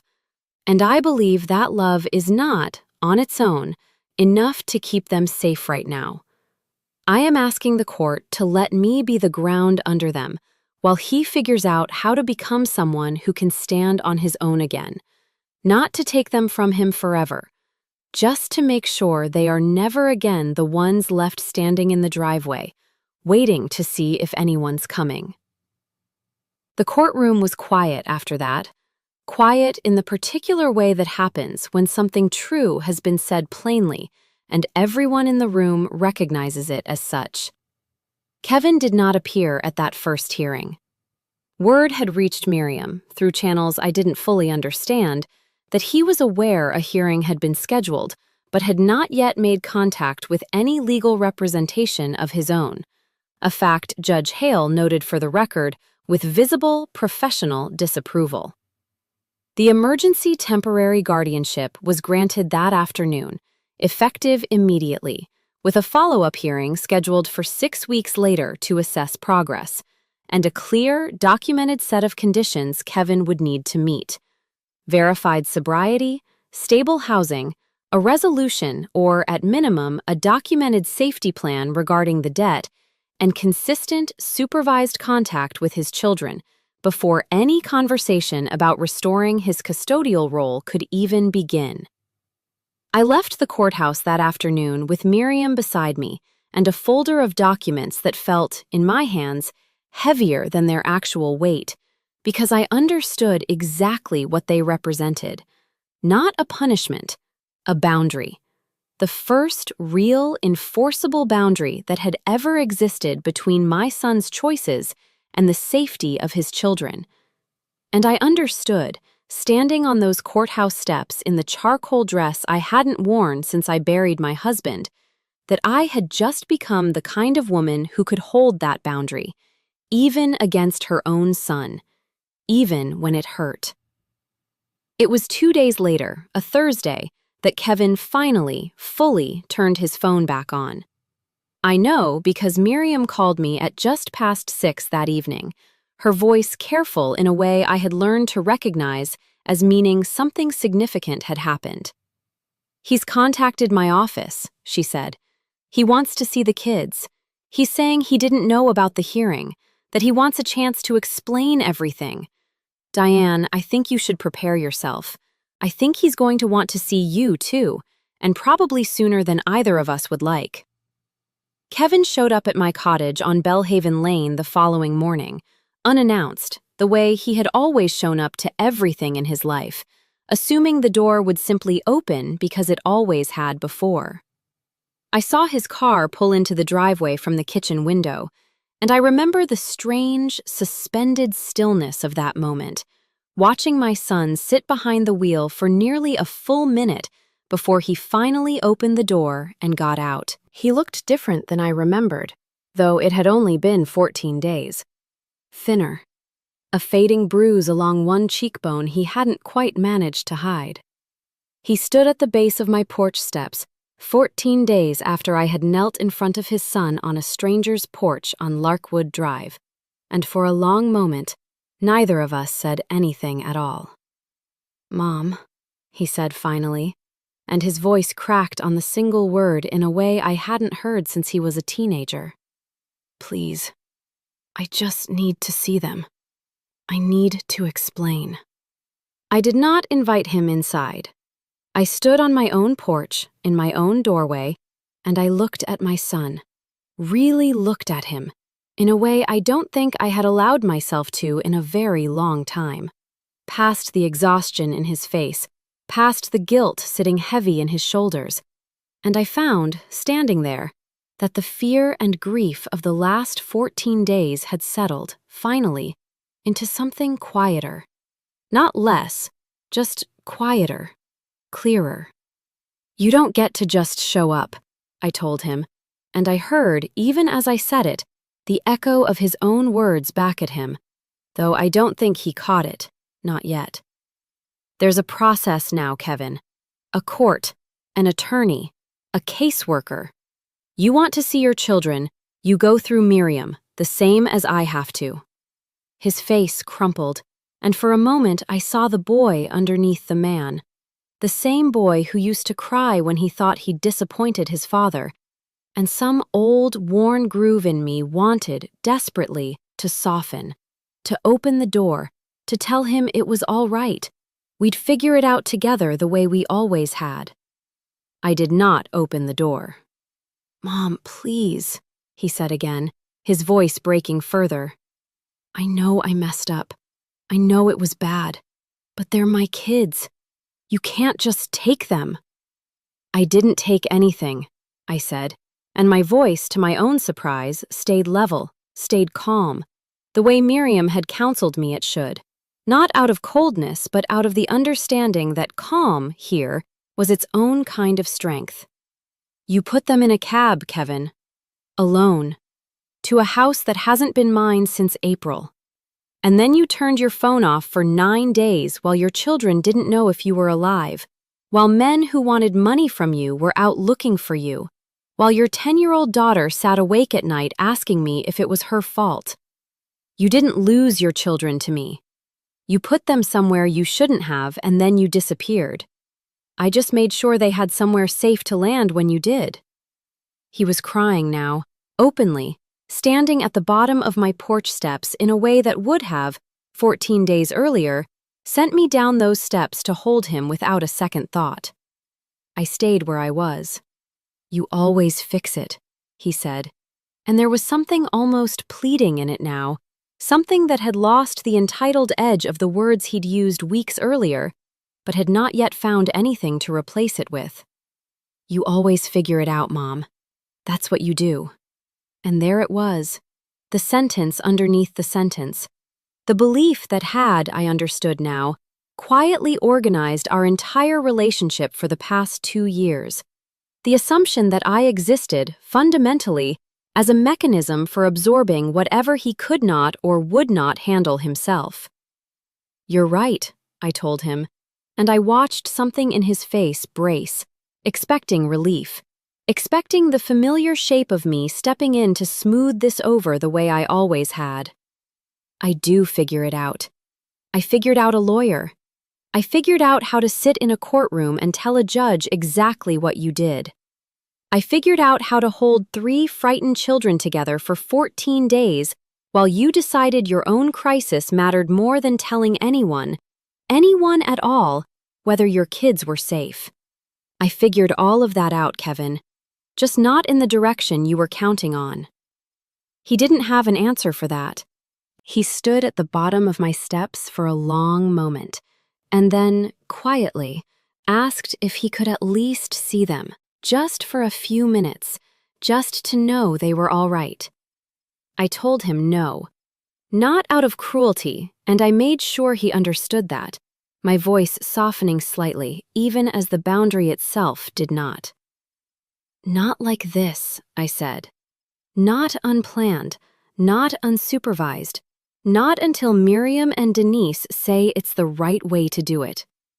You'll see them, but it's going to be on the process's terms now, not yours, and not, honestly, mine either. That's what protecting them actually looks like, Kevin. I should have understood that a long time before this happened." He left without another word, and I stood on that porch for a long time after his car pulled away, feeling the particular ache of having just told my only son no. Not the soft, negotiable no of a canceled weekend, but a full, structural no, one with a court order behind it, one that would not bend simply because he cried or pleaded or reminded me of the boy he used to be.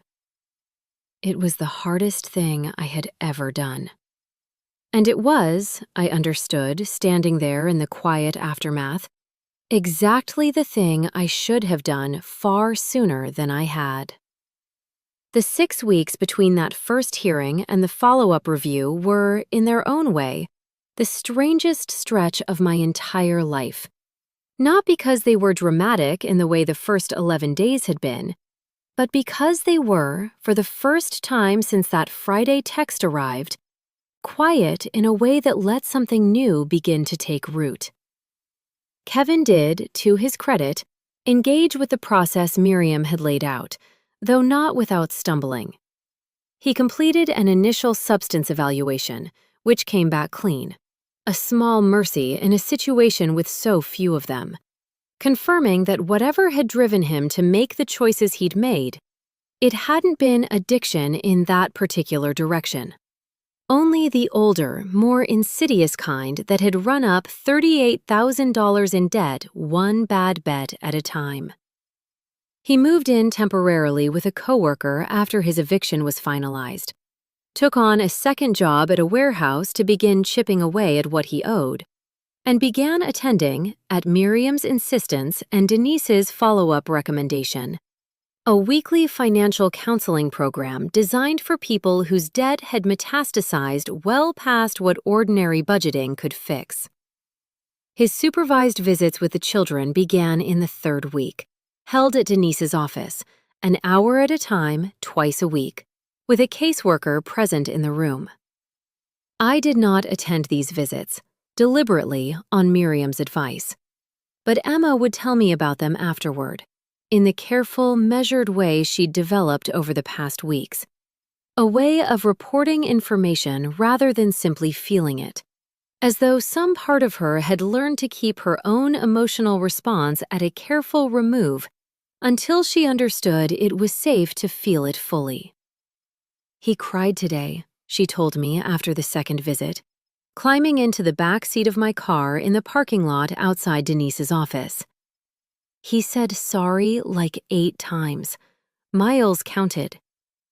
I asked her how she felt about that, and she was quiet for a long moment before she answered. I don't know yet, she said finally. I think I believe he means it. I just don't know if meaning it is the same as it actually being different next time. I remember hearing my 10-year-old granddaughter articulate something that took me over 2 years and a genuine crisis to fully understand about my own relationship with my son. That whatever else this ordeal had cost all of us, it had at least given Emma a language for something most adults spend their whole lives failing to name. Meaning it is not the same as it being different next time. Only time and consistent action could answer that question, and no amount of tears in a supervised visitation room could shortcut the answer. Priya Patel and I stayed in touch through those 6 weeks, in a way I hadn't fully expected when I first thanked her that Saturday morning after the longest night of my life. She invited the children and me over for dinner one Sunday in July.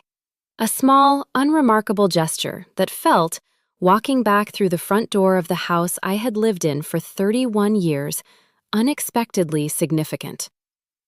The house looked different under her care. She'd painted the kitchen a warm yellow Robert would have hated, and I found, standing in the doorway, that I loved. There were toys scattered across the living room floor that belonged to her own daughter, and family photographs on the mantel where mine used to hang. And rather than the grief I half expected to feel, standing in a house full of 31 years of my own memory, now overlaid with someone else's life, I felt something closer to peace. The house had become what a house is supposed to become, a place where a family kept living, kept growing, kept leaving new marks on old walls. I think about that night a lot, Priya told me quietly, in the kitchen, while the children played in the yard where they used to play as toddlers. A strange, tender echo neither of them was old enough to recognize. About what would have happened if I'd been at work that evening instead of home, if nobody had answered that door. I told her I thought about that too, more than I wanted to admit, and that I did not think I would ever be able to fully repay the debt of what she had done that night, simply by choosing not to look away. You don't owe me anything, Priya said. I just did what anyone should do. I think the harder thing, honestly, was everything you did after. I couldn't have done that part. Sitting in that courtroom, telling your own son no. I didn't have a good answer for that, so I simply thanked her again, and we let the conversation move on to easier things. The yellow paint, her daughter's upcoming school year, the strange, small kindness of 2 women who had been brought together by the worst night of one family's summer and had chosen, in its aftermath, to become something like friends. The follow-up hearing arrived on a Tuesday in early August, and this time Kevin was present, seated beside a public defender he'd been assigned after Miriam's office confirmed he couldn't afford private counsel of his own. A fact that landed in me with a complicated mixture of sadness and vindication I did not particularly enjoy feeling. The report Denise submitted to the court was measured, careful in the way good caseworkers learn to be, neither overly generous nor unnecessarily harsh. Kevin had completed 4 consecutive weeks of supervised visitation without a single missed or canceled appointment, a detail Judge Hale noted with visible approval. He had maintained steady employment across both jobs. He had entered into a structured repayment arrangement regarding the debt, brokered, with some difficulty, through a mediator Miriam had connected him with, one that removed the immediate physical danger that had driven him into hiding in the first place, though the financial weight of it would follow him for years. What Kevin had not yet secured was stable, independent housing. still living with the coworker whose couch had become a temporary bed. And the court's decision, when it came, reflected that reality plainly. The emergency guardianship would remain in place, with expanded, less restrictively supervised visitation moving forward, a clear, written path toward eventual reunification, contingent on continued progress, and a further review scheduled for 3 months out. It was not the immediate, joyful reunion my son had clearly hoped for, sitting in that courtroom in a borrowed tie, and I watched something in his face fall when the ruling was read, though it was tempered, I noticed, by something that hadn't been there at the first hearing. Not entitlement, something closer to grim, exhausted acceptance that this was the shape of the path now, and that no amount of pleading was going to shorten it faster than actual, sustained proof could. Outside the courthouse afterward, Kevin approached me in the hallway, his public defender a few steps behind, and for a long moment we simply stood there, mother and son, in a corridor that had become, over the summer, more familiar to both of us than either would have wanted. "I know I don't deserve for this to be easy," he said quietly. "I just wanted to say thank you for not giving up on them, even when I gave you every reason to." I looked at my son, really looked at him, the way I had on my porch weeks earlier, and I found, standing there, that the anger that had carried me through the hardest parts of that summer had, without my fully noticing when it happened, settled into something quieter, sadder, and, underneath it all, still fundamentally hopeful. "I didn't do it for you, Kevin," I told him, gently but plainly, because I had learned over those weeks that gentleness and plainness were not opposites. "I did it for them.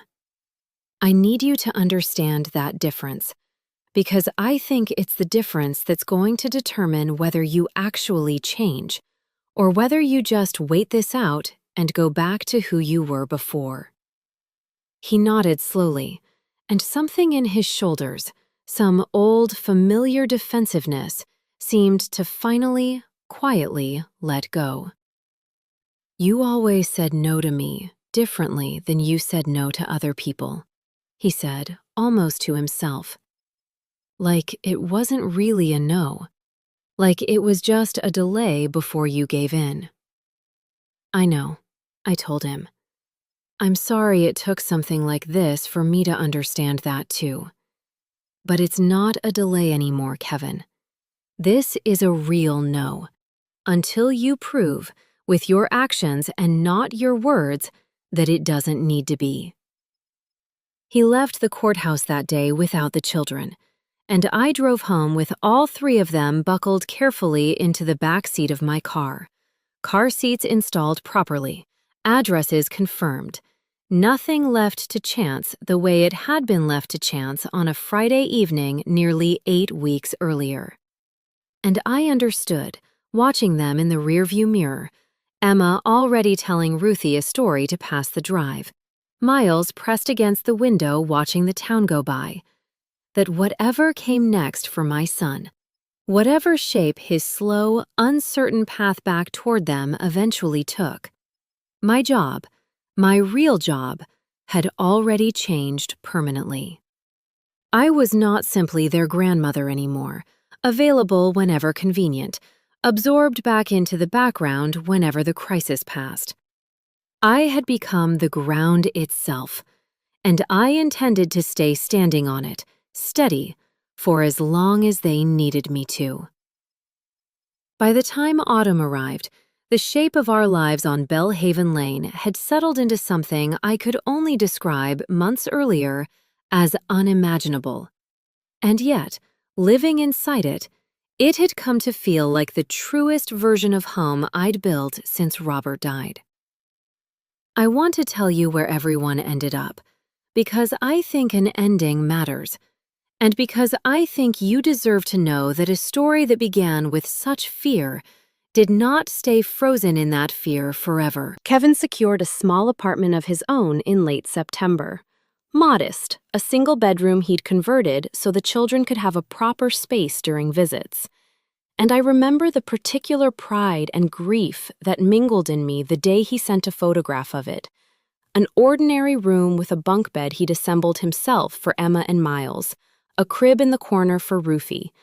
Nothing extravagant, but clean and stable and entirely his own.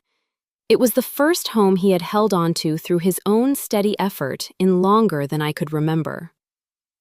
His visitation expanded gradually, month over month, each review hearing bringing incremental trust rather than sweeping forgiveness, exactly the way Miriam had said it should. By the time the one-year mark arrived, the court had restored joint custody, with the guardianship arrangement remaining as a safety net rather than a barrier, a structure everyone, including Kevin, had come to understand less as a punishment and more as the scaffolding that had allowed him to actually rebuild something real, brick by brick, instead of simply papering over the same collapse and waiting for it to happen again. He paid off the last of the $38,000 in the spring, nearly 2 years after that Friday evening, a fact he told me over the phone with a kind of quiet, exhausted pride I had never once heard in his voice before, not even as a boy bringing home a good report card. "I did it without borrowing from anyone," he said. "Not you, not anyone. I just did it." I told him I was proud of him, and I meant it fully, without the old reflexive worry that praising him too easily might undo whatever growth had taken root. Some things, I had learned, deserved to be celebrated plainly, without hedging. Tiffany did not stay in the picture, not because of any single dramatic falling out, but because, as she told me once during a brief, unexpected phone call the following winter, checking in simply to see how the children were doing, she and Kevin had both come to understand, slowly, that whatever had drawn them together had been built on the unstable ground of his old life, and that ground, once it shifted, no longer held either of them the way it once had. She asked about Emma specifically, and I told her Emma was doing well, and I meant that too. Emma, now 12, has become, in the 2 years since that summer, a fiercely protective older sister, and, in quieter moments, a remarkably wise young woman for her age, though I sometimes wish, watching her, that she hadn't needed to grow that particular wisdom quite so young. She still occasionally asks careful, measured questions about that night, less out of lingering fear now and more, I think, out of a simple, human need to keep understanding a story that shaped her. I answer her honestly, every time, the way I promised myself I would from that very first night on Priya's porch. Miles, now 8, remembers less of the specific details and more the general shape of it, a sense memory of confusion and cold porch steps that has softened, mercifully, with time and distance and the steady accumulation of ordinary, unremarkable days since. Ruthie, now 4, remembers nothing at all, and I am, more than almost anything else that came out of that summer, deeply grateful for that particular mercy. As for me, I stayed in the cottage on Belhaven Lane, though I added a second bedroom the following spring, a small renovation funded by the remaining proceeds from the sale of the house on Larkwood Drive, because I understood, by then, that this house was not simply a place I was passing through on the way back to who I used to be.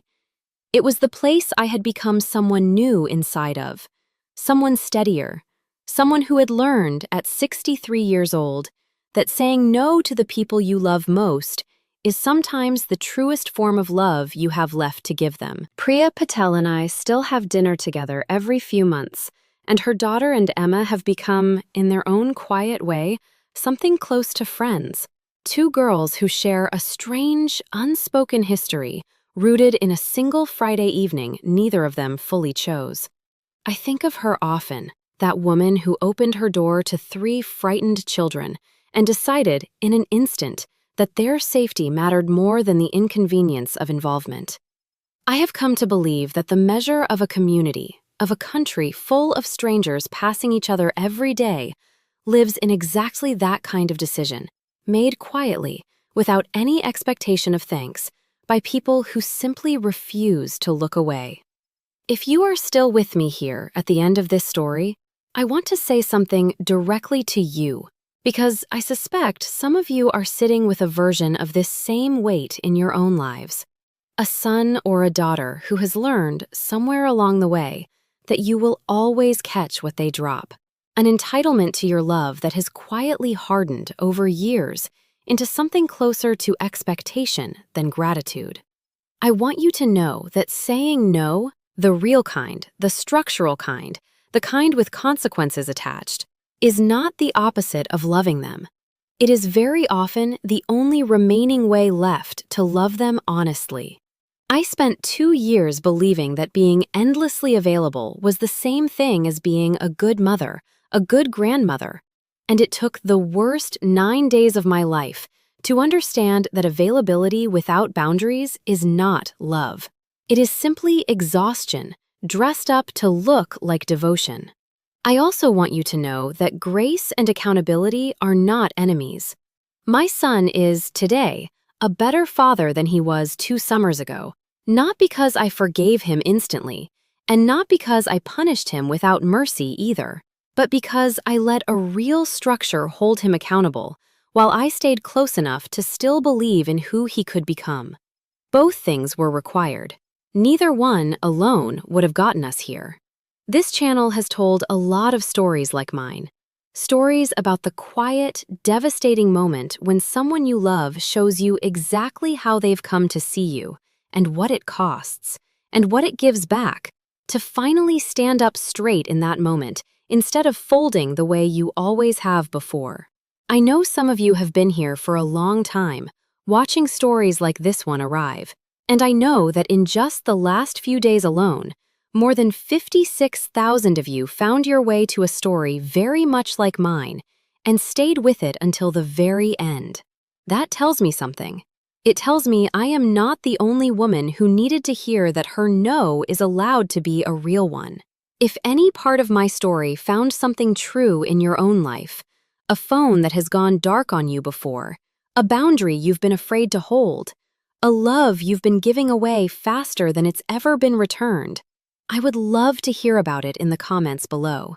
And if this story mattered to you, if it made you feel less alone in whatever version of this you're carrying, please take a moment to like this video and subscribe to this channel so that stories like mine, and like the ones still waiting to be told, can keep finding the people who need them most. Emma still keeps a small, folded piece of paper in the drawer of her nightstand. The same paper, worn soft now at its creases, that she once handed to a stranger on a porch that used to belong to me. My name and my old phone number written on it in her careful 10-year-old handwriting. She told me once that she keeps it not because she's afraid of needing it again, but because it reminds her that even on the worst night of her life, she found her way to someone who came. I think in the end, that is the only real inheritance any of us can leave the people we love. Not a house on a particular street, not an address that stays fixed forever, but the certainty, hard-won and quietly kept, that when they are standing on an unfamiliar porch in the dark, someone, somewhere, is coming.